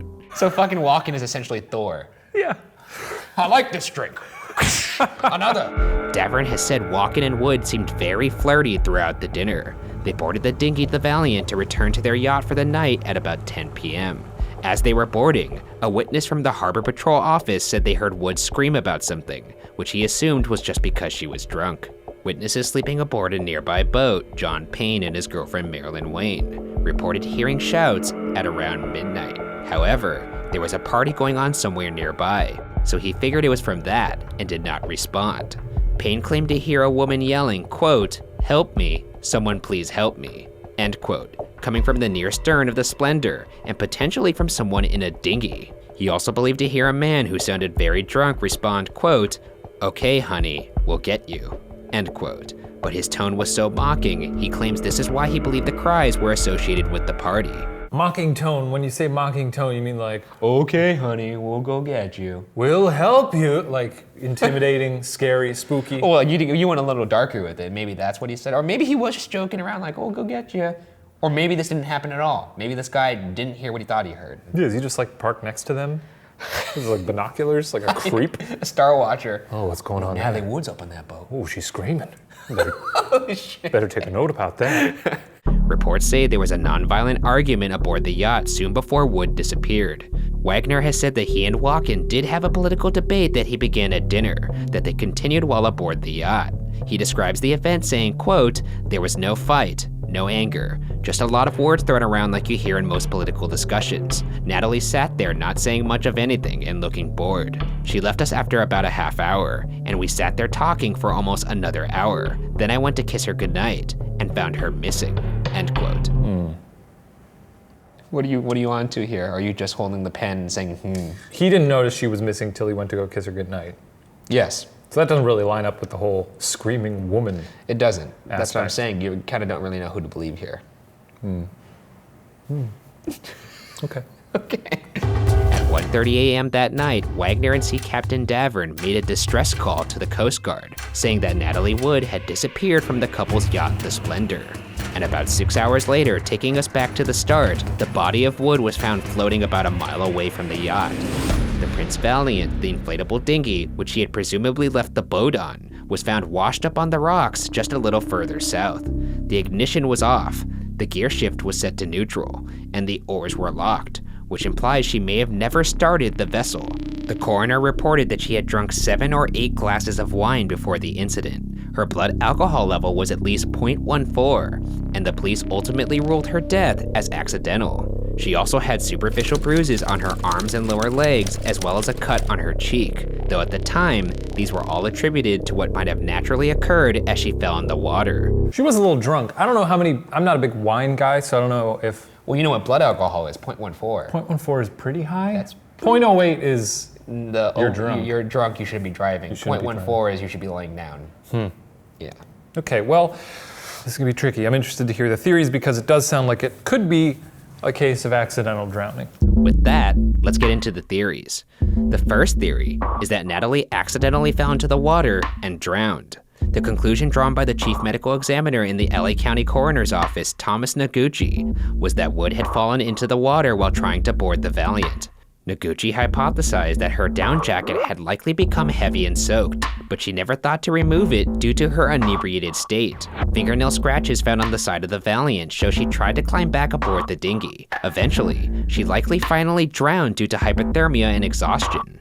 Ultimately, it's likely she clung to its side as it drifted away from the Splendor. However, Wood's sister, Lana Wood, had this to say on the notion. Quote, "My sister was not a swimmer and did not know how to swim, and she would never go to another boat or to shore dressed in a nightgown and socks." End quote. I guess if she's spent her whole life being afraid of water and she can't swim, Probably put on a life vest well, or why something. would she even attempt to Or do even this? attempt. In her nightgown, no less. In Yeah. her nightgown, no less. That's why it's strange. I guess when I'm drunk, I've done some stupid things. I guess I would attempt to do things that I'm scared of, but going back to my fear of bears, I would never go, hey, let me go pet this bear. No, I wouldn't. One of my greatest fears, I think I've said this before, is that someone will trick me into doing heroin. Which is the dumbest fear I've ever heard in my life. It I would can't be even against my will. How many situations could even put you up to that potential danger? I don't know. All it takes How many is parties are you going to with heroin involved? none. But It seems like a lot. It's not the fear that I'm at a party. It's a fear that someone would come up to me on the street and put heroin in me, and then I'm hooked forever. What the fuck? Speaking of the nightgown and socks, Robert Wagner also said in a 1986 biography, quote, "It was only after I was told that she was dressed in a sleeping gown, heavy socks, and a parka that it dawned on me what had really occurred. Natalie obviously had trouble with that dinghy slamming up against the boat. It happened many, many times before, and I had always gone out and pulled the ropes tighter to keep the dinghy flush against the yacht. She probably skidded on one of the steps after untying the ropes. The steps are slick as ice because of the algae and seaweed that's always clinging to them. After slipping on the steps, she hit her head against the boat. I only hope she was unconscious when she hit the water." End quote. Maybe she did just slip. Wagner sounds like he's putting forth a pretty solid theory. Anytime someone has a very hyper-detailed account of what would have happened, that makes them Here's what free to must go. have happened. Here's what must have These happened. 40 things in succession. Exactly. However, some have criticized this theory, as the Valiant was a rubber dinghy, which according to Noguchi would make very little noise when they bump a yacht. Additionally, Noguchi reported forensic evidence, including the untouched algae on the swim step. It appeared that Wood may have been attempting to board the dinghy, rather than adjust the rope. Police investigators also found broken glass in the Splendor's main salon, which Wagner attributed to the rough seas, a possible factor in why Wood may have fallen into the water. However, it's here that the testimony of Captain Davern differs. He claimed that Wagner grabbed and smashed a wine bottle after going into a jealous rage over Wood and Walken's interactions. He claims Wagner exclaimed, quote, "Jesus Christ, what are you trying to do? Fuck my wife?" End quote. So you could see where the two accounts of what happened are drastically different. I just don't understand what the captain would have. Why would he make this up? True, unless he was, here's another turn, unless he was in love with Wood and jealous of Wagner. See what you can spin anything you want, how you want it. Damn it, Ryan. What do you think Christopher Walken said when he said that? No! Oh, Bobby. Bobby. Two mice. Strangely, despite blaming the rough seas at first, Wagner admitted to having broken the wine bottle that night in the salon in his autobiography in 2009. Yeah, weird. So, it's things weird that not his lining memory up. got clearer Yeah. almost 30 years later.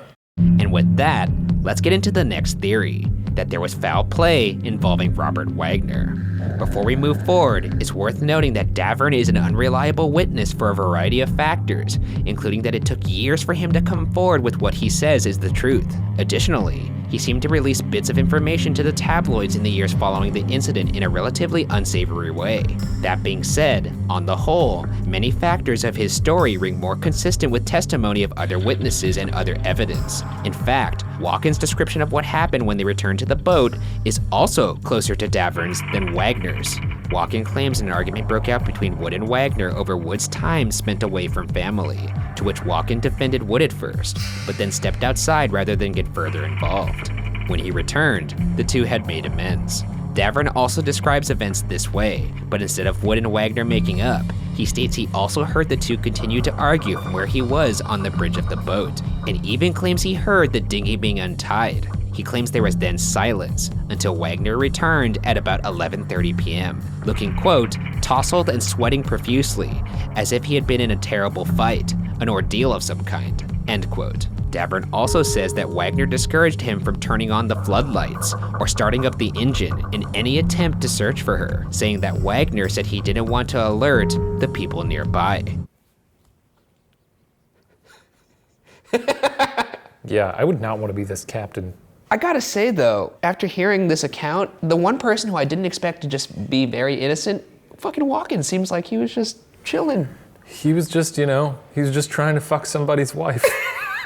Davern has since said that he has always believed something malicious may have occurred to Wood, as he believes she would have never tried to go to shore alone, and feels sure if she did want to return, she would have had him take her, as she had the night before. Based on new information, including information from Davern, the case was reopened in 2011. In 2012, the LA County Coroner's Office changes the cause of death from, quote, accidental drowning, end quote, to, quote, drowning and other undetermined factors, end quote. The new report casts more questions on the nature of the bruises and abrasions on Wood's body, positing that they likely had to have been on her body before she fell into the water. Dr. Lakshmanan Satyavajeshwaran, the chief medical examiner, said in the report, quote, the location of the bruises, the multiplicity of the bruises, lack of head trauma or facial bruising support bruising having occurred prior to entry in the water.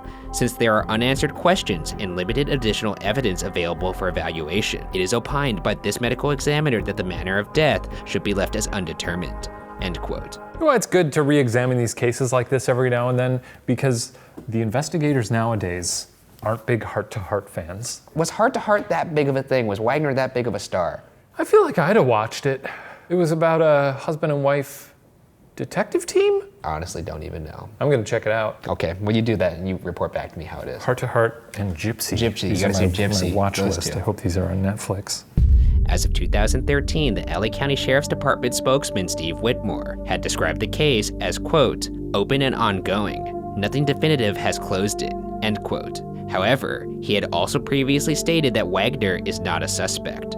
Natalie's sister said, quote, I can't imagine that he, being Wagner, purposely would have done anything to hurt Natalie. However, I know things happen when there is too much drinking and fighting, end quote.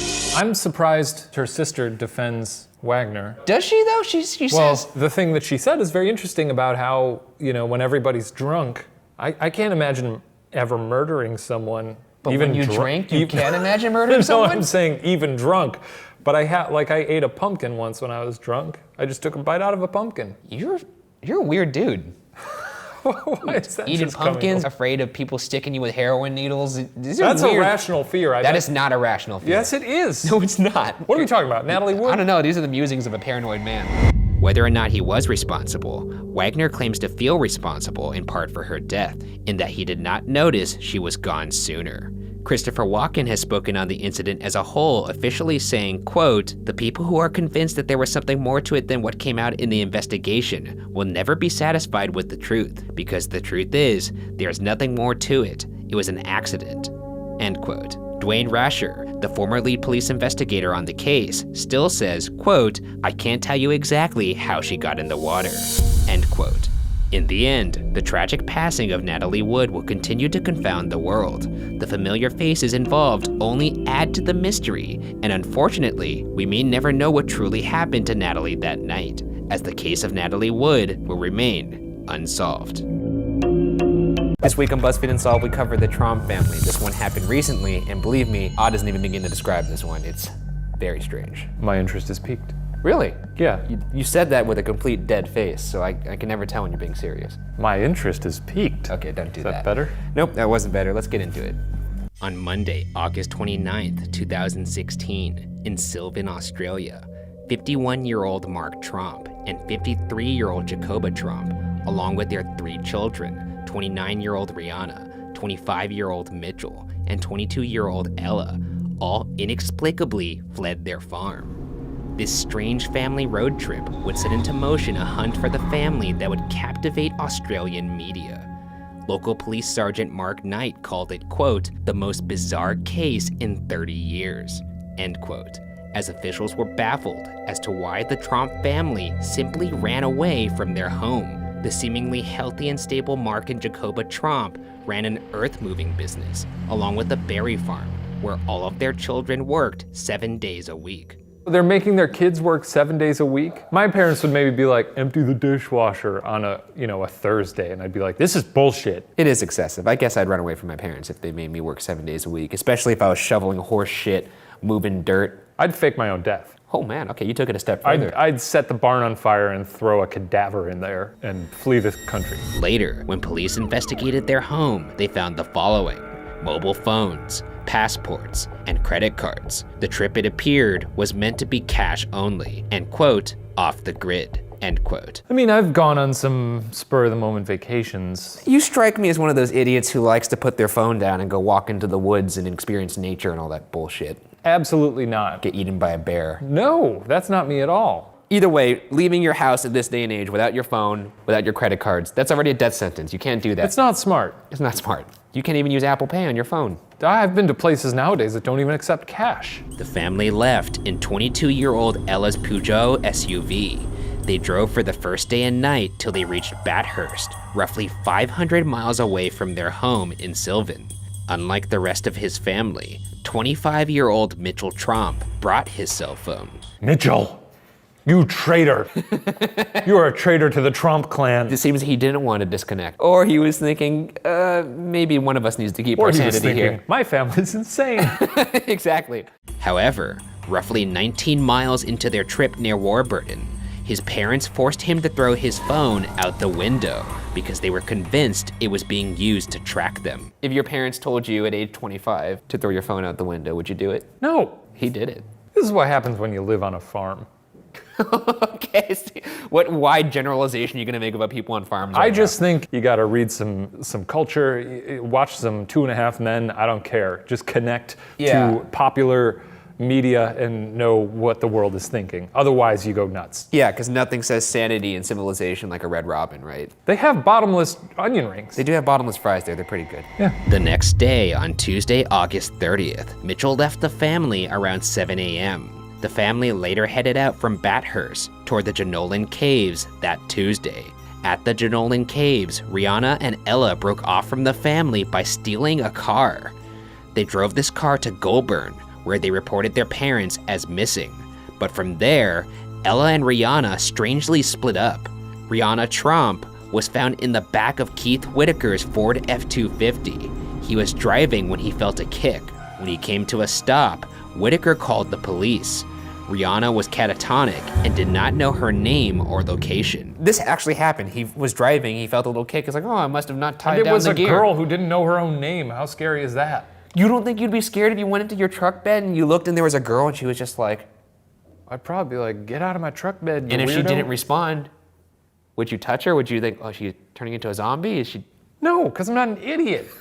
Ella Trump actually made it back home by Tuesday night, and the police were already there. When police began to investigate the Trump home, the place was unlocked and in disarray. According to the Daily Telegraph, police found evidence that the Trumps had gone through years of their farm's financial records shortly before leaving. There were several piles of documents throughout the home, including passports and credit cards of every family member as mentioned before. An officer is quoted saying, quote, "The piles were very ordered, and they were clearly looking for something," end quote. How much trouble could a family of farmers get into? Oh, a pretty fair amount of trouble, my friend. We owe $1,000 to the bear down the street.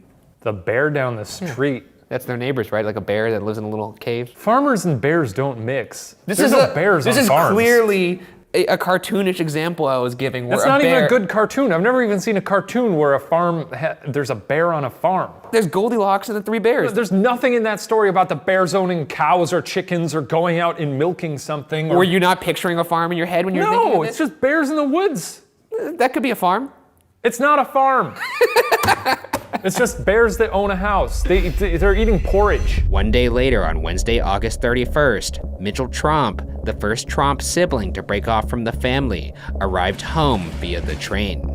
Meanwhile, his parents Mark and Jacoba Tromp drove to Wangaratta and also separated. Jacoba headed north, while Mark remained in Wangaratta, where it is believed that Mark is linked to a case where a young couple was dangerously tailgated by a car of the same make and color that Mark was driving on Wednesday night around 10 p.m. The couple was playing Pokemon Go at the time. The young man driving is quoted saying, "I could barely see his headlights because he was that close to my car," end quote. I imagine this is a little bit more than they bargained for when they were trying to find that Pikachu, but some serious tailgating right there. That's some shitty driving. When the young man pulled the car over, the car tailgating them would also stop. They claimed that eventually, Mr. Tromp got out of the car and ran towards them, but he stopped in the middle of the road and stared at them. He then walked into Wangaratta's Marawa Park and disappeared. That's fucking terrifying. How scary is it? You just lock your door. You're in a car, drive doesn't- away. That's not that scary. And then, you know, if the doors don't work and he starts breaking a window, then guess what? Time to die. And that's a bummer. But see, at that point, it's like, I'm dead. I guess I don't have anything else to worry about. So at what point does the fear come in for you? About when the life is draining out of my body. Police searched the park, but no one was found. The car still had the keys in the ignition. In an effort to track down Mark Tromp, the police investigated Miller's Cottage Motel in Wangaratta, where a room had been broken into. They believed he might have stayed there for the night. On Thursday, September 1st, Mrs. Tromp took public transportation to Yass and tried to book a motel in the city. Allegedly, a member of the public helped escort her to a hospital in Yass, where the hospital staff recognized her and called the police. If a woman comes up and is trying to rent a hotel room and she doesn't have ID, And you're at she's paying in McDonald's. cash, and she's like, I don't know where I am or what my name is, I'd be like, okay, why don't you just take a seat? Yeah. I'll make some phone calls. It's true. Yeah, it's true. It's very kind of them. It's kind. Look out for your fellow man and lady. On Saturday, September 3rd, 5 days after first leaving his home, Mark Tromp was found wandering down a road in Wangaratta around 5:50 p.m. He was promptly questioned by the police and given a mental health assessment. He spent 5 hours at the station before he was escorted out by a family member and gave the waiting media the finger. Though, Mark would later publicly apologize for, quote, the hurt and concern caused by these events, end quote. Rude of him to act like it's no big deal. Of course people want to know what the hell's going on with you. Oh yeah, excuse the public for wondering about your safety, sir. It does make me realize I don't give people the middle finger enough. Like if someone's like, hey, you want to grab some salads for lunch today? Be like, It's meaner without the noise, I oh, think. so it's just kind of be like, is that better? That's better. See? right. Yeah, that's how Adam Sandler made his career, Yeah, basically. basically, by making fart noises and funny faces. The next day, Mitchell and Ella appear before media, thanking police and media for finding their father. They do not go into detail about what happened, and essentially state that they are still perplexed by it. Weird that they just go along with it. I guess they're their parents, but it's a long road trip. Can you imagine them just in the back seat kind of exchanging glances with each other? Like, what's Dad doing? Well, one of them seems like he was the only one who was not on board. So imagine his plight. He's in the back and he's like, when you're in a situation, you're like, this is dumb, and you try to give someone a look like what are we doing? And they don't give you anything, and you're like, If you just turn to the sisters. he's just like, and they're "What's like, going on?" and you're just like, oh, I guess I'll go fuck myself then. What's weird to me is the fact that after the fact, they don't know what happened still. Yeah. They're still confused. Considering that the family had no history of mental illness, and also the fact that Sergeant Mark Knight, who worked on the investigation, says there was no sign of the family using drugs, having outstanding debts, or being part of a church or cult, many have wondered what triggered the family to simply leave their home, and furthermore, what prompted each member to leave individually.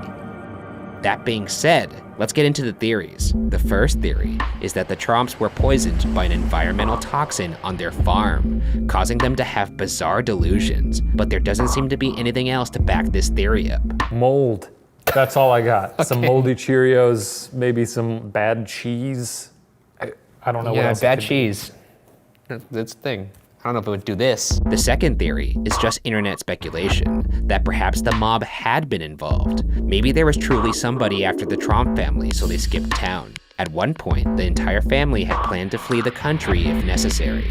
They had changed their minds because they decided it was possible that their passports would be tracked. I just love that the only reason why they didn't leave the country was like, oh, we could do that, but they're gonna track our passports. Not, do you think it's a little weird that we're just leaving our country? They wanted to go somewhere where technology couldn't reach them. Credit cards and traceable items were clearly left behind. And if you'll recall, an officer did note that, quote, they were clearly looking for something, end quote. However, if they were truly fearful for their lives, it's a bit strange that Mark and Jacoba Tromp would allow their kids to leave the car, which in my opinion makes this theory unlikely. Did they mean to let them leave though, or did the kids bolt? You would think that if your kids bolted, you wouldn't be like, gotta press on. Well, unless the kids ran, like they stopped at a rest stop, the kids ran and hid somewhere and then proceeded to run away. Then guess, what are you gonna do then? You're gonna go find your kids. Not if I'm trying to get off the grid. Off the grid, no more kids. They would be very selfish parents at that point, in my opinion. If you thought your family was in danger enough to take them away from the home, why not go after them if you think you're truly being, tracked? Well, they don't seem like they make good decisions, Ryan. I'm just saying, that's why this theory doesn't make sense. I guess, I don't know. It doesn't make sense to me. Yeah. The third theory is that the family collectively suffered from a delusion called folie à deux. It is a rare psychological condition that can affect close families. The term was coined after a French married couple that began exhibiting delusional and paranoid behavior. The couple believed that their home was targeted by people who would spread dust and lint throughout their home while wearing the couple's shoes as they slept.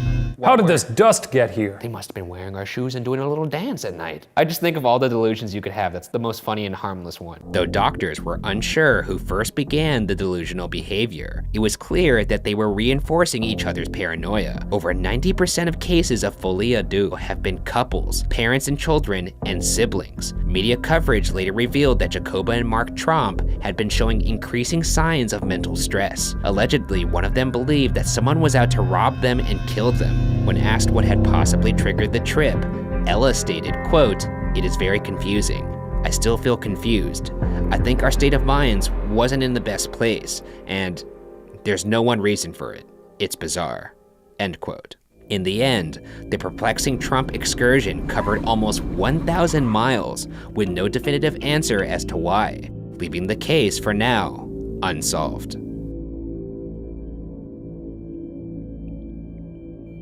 All right, well, once again, we've solved nothing. That was fun. Yeah, it's a good one. Good yarn. It was a good yarn. Fun to do a little story without so much Death. death. So you know what's good about this one? It's unsolved, but the people are still walking around breathing. Yeah, it's just some shenanigans. Yeah. Do you think you could become part of a shared delusion, or do you think? I think so. Really? Yeah, I think it creeps up on you, Ryan. I don't think so. I think so. Anytime I've ever offered even a little bit of a delusional thought, you immediately shut it down. No one thinks they're susceptible to shared delusions, and then it happens to them. The people who are, victim to that probably think they're fine. They don't know what's happening. What if we're in a shared delusion right now? What if we think we're talking to cameras and we're doing an episode of BuzzFeed Unsolved, when in fact, we're actually not doing that at all? What if no one's watching this? Is this all in our mind? It could be. This could be the most elaborate delusion of all. And we're talking about shared delusions, which in turn is actually a weird delusional loop. This week on BuzzFeed Unsolved, we covered the Chicago Tylenol murders, a case unlike anything we've seen on this show before. At the time, the case was the center of a national media circus. Some may even say frenzy. Okay, you're welcome to. It's an interesting case. That's what I'm trying to get at here. Illinois is known for soybeans and poison medicine. And Shane Madej, And me. the nation's greatest tragedy. Uh-huh. Let's get into it. Okay. On September 29th, 1982, 7 people in the Chicago area ingested poisoned Tylenol pills, consequently collapsing and dying shortly after. The victims included 12-year-old Mary Kellerman, 27-year-old Mary Reiner, 31-year-old Mary McFarland, 35-year-old Paula Prince, 27-year-old Adam Janus, 25-year-old Stanley Janus, and 19-year-old Teresa Janus. The last 3 were unfortunately all from the same family. Adam Janus collapsed after ingesting extra-strength Tylenol.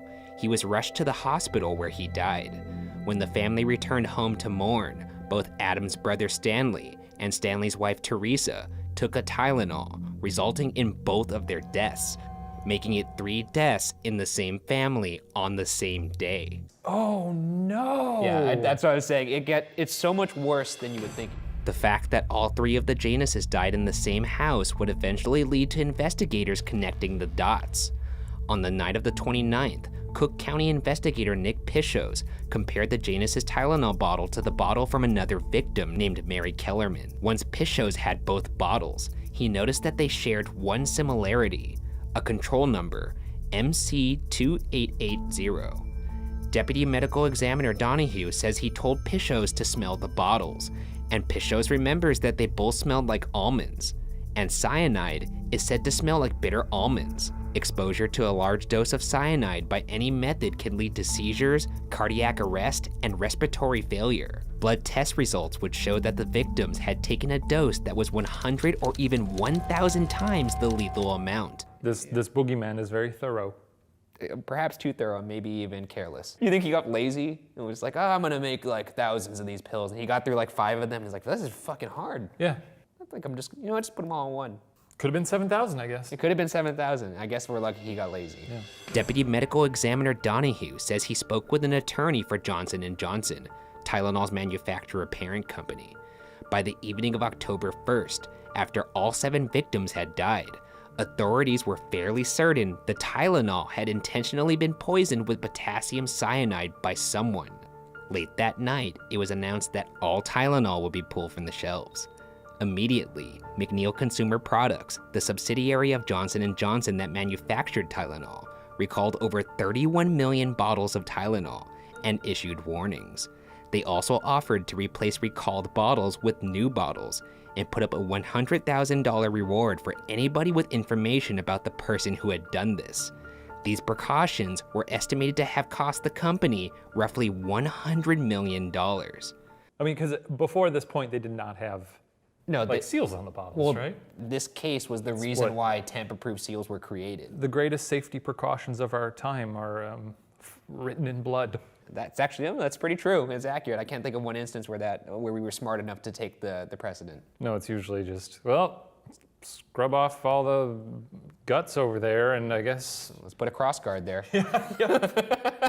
By Tuesday, October 5th, the U.S. Attorney General as well as the FBI were on the case, in addition to local authorities. Tyrone Fauner, Illinois State Attorney General, says he believes in the initial stages there were about 1,200 actual leads. It's estimated that U.S. newspapers ran over 100,000 separate articles about the incident. A nationwide panic ensued. People who believed they might have been poisoned overwhelmed hospitals and poison control call centers. CPD actually went throughout the city giving warnings about Tylenol through loudspeakers. Whoa! So this is like straight up like end of days shit Yeah. going on in Chicago. That's pretty good. Actually, not Chicago, the whole world. World. Not the whole, or at least America. Yeah. I'd quarantine myself, I think. I don't think you would have to do... Oh, you mean so that you weren't affected by anything? Yeah, you don't know if it's airborne. You don't know this could be the beginning of the zombie apocalypse in my mind. Though I have daydreamed about having an amazing bunker that has like satellite TV and Yeah, that'd be stuff pretty like that. baller. I guess satellite TV wouldn't really matter Get some... if there was an apocalypse. No. There were a slew of copycat product tampering incidents according to the FDA, about 270 of them just in the month after the Tylenol murders. Some copycats of them also poisoned pills with things like rat poison and hydrochloric acid. One fact that baffled police initially was that all of the victims bought their Tylenol from different stores, and those stores got their Tylenol from different production plants. Spooky. How could that even be possible? I could see why they were baffled by that. Labs were set up and capsules began to come through for testing. Over 10 million recalled pills were tested. In total, 50 capsules were found to contain cyanide across 8 bottles. 5 of these bottles belonged to the victims. 2 of these bottles were sent back in the recall, and chillingly, 1 bottle was found sitting on a shelf, still unsold. No fingerprints or other physical evidence was found. There was also no evidence clearly showing the killer's trail in the stores, as surveillance cameras were not as common then. Investigators explored the possibility of this being a white-collar crime syndicate, intent on tanking Johnson & Johnson's stock. In fact, Tylenol's share of the non-prescription pain reliever market plummeted from 35% to 8% after the murders. Investigators also looked into every disgruntled employee who worked or had worked where the tainted Tylenol was made, stored, or sold. Do you think Advil was behind this? No, I don't think Advil was. Is this Big Advil? No, I don't think Big Advil. I'm not slandering the company of Advil. Big because I Advil use sounds like a shitty indie band. the latest release from Big Advil. You see the Big Advils in the new Coachella lineup? Any shoplifters who had been caught at the drugstores where the poisoned Tylenol was found were reevaluated. Those who had just been released from prison or psychiatric hospitals around Chicago were interrogated. The police publicized the victims' funerals, hoping the killer would show up at one of them. Eventually, the police reached the theory that whoever did this visited the various stores, purchased the Tylenol, planted the potassium cyanide in the capsules, placed those pills back in the bottle, and then returned the bottles around September 28th. This would be 1 day before the first deaths occurred. Their reasoning was that the cyanide would eventually eat through the capsules, so whoever committed the crime would have to do it close to when the capsules were purchased and consumed, and would therefore have to have done it in Chicago. We always refer to the Wild West as, just being this crazy time of crime. You could actually get away with a lot of shit in Wild West was the matter of 80s. Essentially, it's a couple decades ago. You could get away with a bunch of shit. Walk into a store, pocket of cola. You could pocket a cola, punch the guy in the face, Yeah, and then be like, see you later. My name's Shane Madej. Fuck you. Cops wouldn't get to your door for weeks. Yeah, fingerprinting wasn't really around that much. No. There was no surveillance cameras. They'd have to go off a description, and for you, it'd be tall white guy with a large head, and that's a lot of people in Chicago, That's I a imagine. lot of people in Chicago. Let's get into the suspects. The first suspect is 48-year-old dock worker Roger Arnold, who said some suspicious things about the Tylenol murders at a bar one night.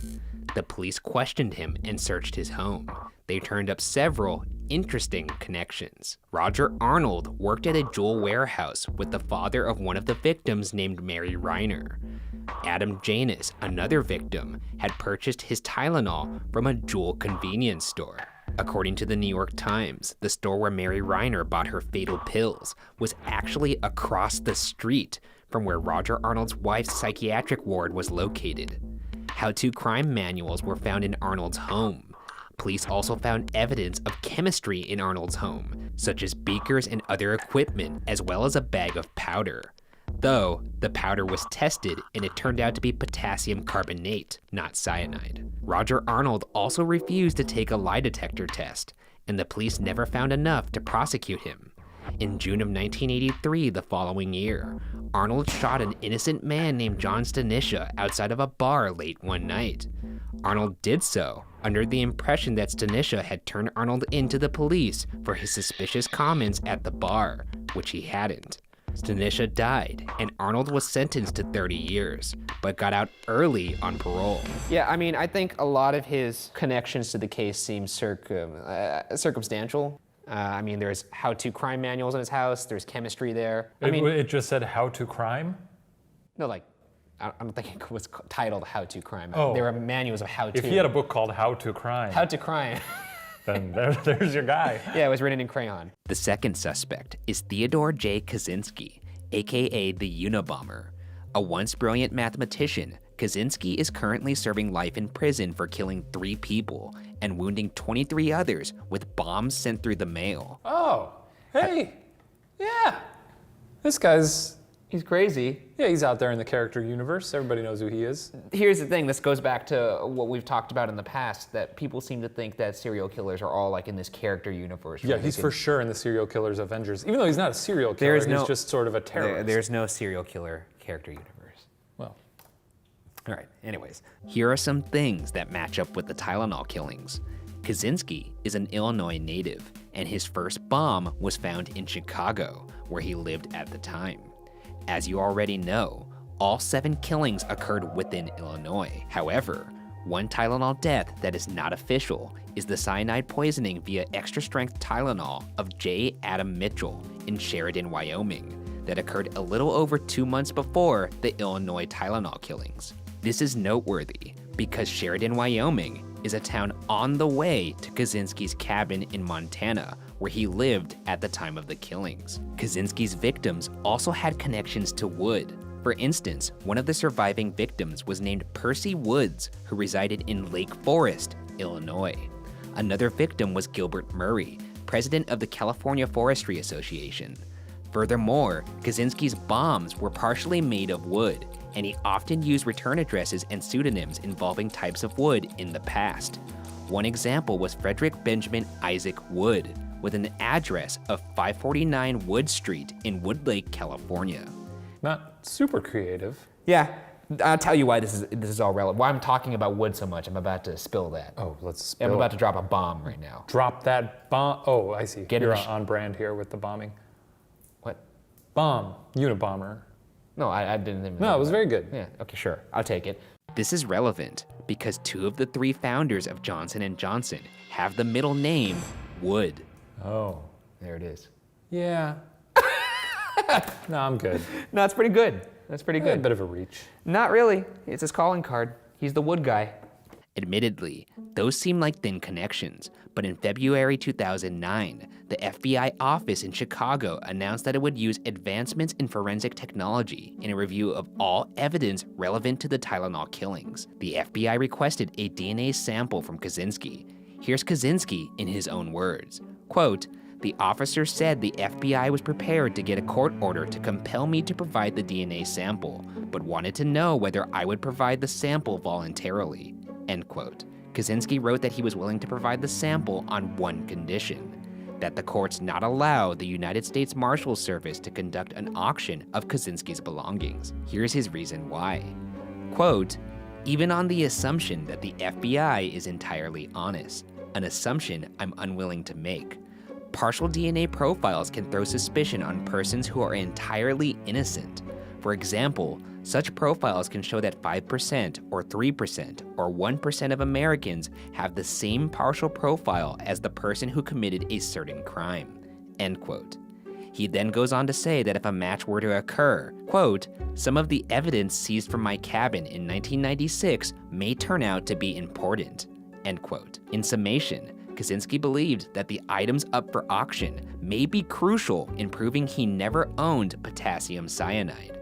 Regardless, the auction went forward as planned, and Kaczynski declined to give his DNA voluntarily. I'm trying to think of how I'm going to phrase this where I don't sound like a psychopath. Good luck. If they're going to conduct an investigation of him as an official suspect for the Tylenol killings, it makes sense that they wouldn't auction off all of his shit so they could actually conduct a thorough investigation. Otherwise, they're going to be like, oh, you know what? We'll just have to cross-reference this with the typewriter he used. Oh, wait, we sold it to some old lady in Florida. Fuck. Some old lady in Florida bought the Unabomber's typewriter? I don't know. Oh. It could be anybody. Oh, okay. But my point is, if they wanted to cross-reference evidence and go back and look at things, they wouldn't be able to do that if they fucking sold all of his shit. The third and prime suspect was tax accountant James Lewis. On Wednesday, October 6th, 1 week after the first deaths, Johnson & Johnson received a photocopy of a handwritten unsigned letter. On this letter, the FBI found fingerprints of James Lewis. The letter reads, quote, "Johnson & Johnson, parent of McNeil Laboratories. Gentlemen, as you can see, it is easy to place cyanide, both potassium and sodium, into capsules sitting on store shelves. And since the cyanide is inside the gelatin, it is easy to get buyers to swallow the bitter pill. Another beauty is that cyanide operates quickly. It takes so very little, and there will be no time to take countermeasures. If you don't mind the publicity of these little capsules, then do nothing. So far, I've spent less than $50, and it takes me less than 10 minutes per bottle. If you want to stop the killing, then wire $1 million to bank account number 8449597 at Continental Illinois Bank, Chicago, Illinois. Don't attempt to involve the FBI or local Chicago authorities with this letter. A couple of phone calls by me will undo anything you can possibly do." End quote. As mentioned before, James Lewis's fingerprints were found on this letter. A warrant for his arrest was issued, and the ensuing manhunt would end on December 13th, after Lewis was spotted at a New York Public Library annex. So James Lewis, by the way, he's the guy whose fingerprints were found on this letter, who wrote this letter. And they spotted him at the library reading How to Crime. Strangely, the bank account number listed in Lewis's letter did not belong to Lewis, but instead belonged to a man named Frederick Miller McCahey, a man who Lewis believed had stiffed his wife Leanne out of $511 in change. Basically, Lewis only included McCahey's bank account number in hopes that it would expose this $511 theft, and ultimately had nothing to do with the murders and was as petty as it was idiotic. Seems like a long way to go for a gag. That's a lot to do. You can't, he doesn't even think like, oh, maybe the feds will be angry at me on this one. You think this was like an anniversary gift for his wife? I don't know. I don't know what he could have done to He's make... like, I did a real sweet thing for you, honey. Maybe he was really in the doghouse and he was just desperate for any kind of turn of affection from her, so he I know thought, what I'll do. I know what I'll do. I'll write the FBI. That being said, Lewis's past did lead investigators to suspect that he could be the Tylenol killer. He allegedly chased his mother with an axe when he was 19. Not great. No, off to a bad start. I've never done that. You didn't do that, did you? No, I didn't. What? Is there anything to suggest that I would chase my mom with an axe? Not outright. I feel like if you Not peel the layers outright. back. You think you peel the layers back from this onion, you'll see something you don't want to see? Yeah, I think you wear a mask sometimes. I think you should keep digging and maybe see what happens. Oh, no, I'm good. In 1966, he was committed to the Missouri State Mental Hospital after taking 36 Anacin pills. There he was diagnosed with catatonic schizophrenia. Later, he tried to explain that both of these events were attempts to avoid the Vietnam draft. Later in his life, Lewis was charged and acquitted for the murder of a man named Raymond West, who had been found dismembered in his own home in the summer of 1978. After that, Lewis and his wife launched a short-lived business venture attempting to import pill-making machines made in India. In 1981, Lewis was suspected for falsifying credit card applications using fake addresses and mailboxes. In a search of Lewis's home on December 4th, 1981, the police did find plenty of evidence to arrest Lewis for these particular crimes. As a result, Lewis and his wife fled to Chicago, where they lived under assumed names for almost a year, bringing us to the timeline of the Tylenol murders. However, the Lewises bought Amtrak tickets from Chicago to New York City on September 4th, 1982, which was 25 days before the Tylenol deaths began. And if you recall, the Tylenol killer would have to plant the cyanide within close proximity of the consumption date, and 25 days was too long. But some investigators on the original case believed it would have been possible for the perpetrator to fly into O'Hare Airport, rent a car, plant the poison, and leave Chicago. Can you imagine just going home to your wife and being like, hey, I've got an idea. It's a little weird. And she just goes, well, sounds good. Yeah, I know. Like, these are two messed up weirdos who have found each other, and it's almost a shockingly beautiful love story.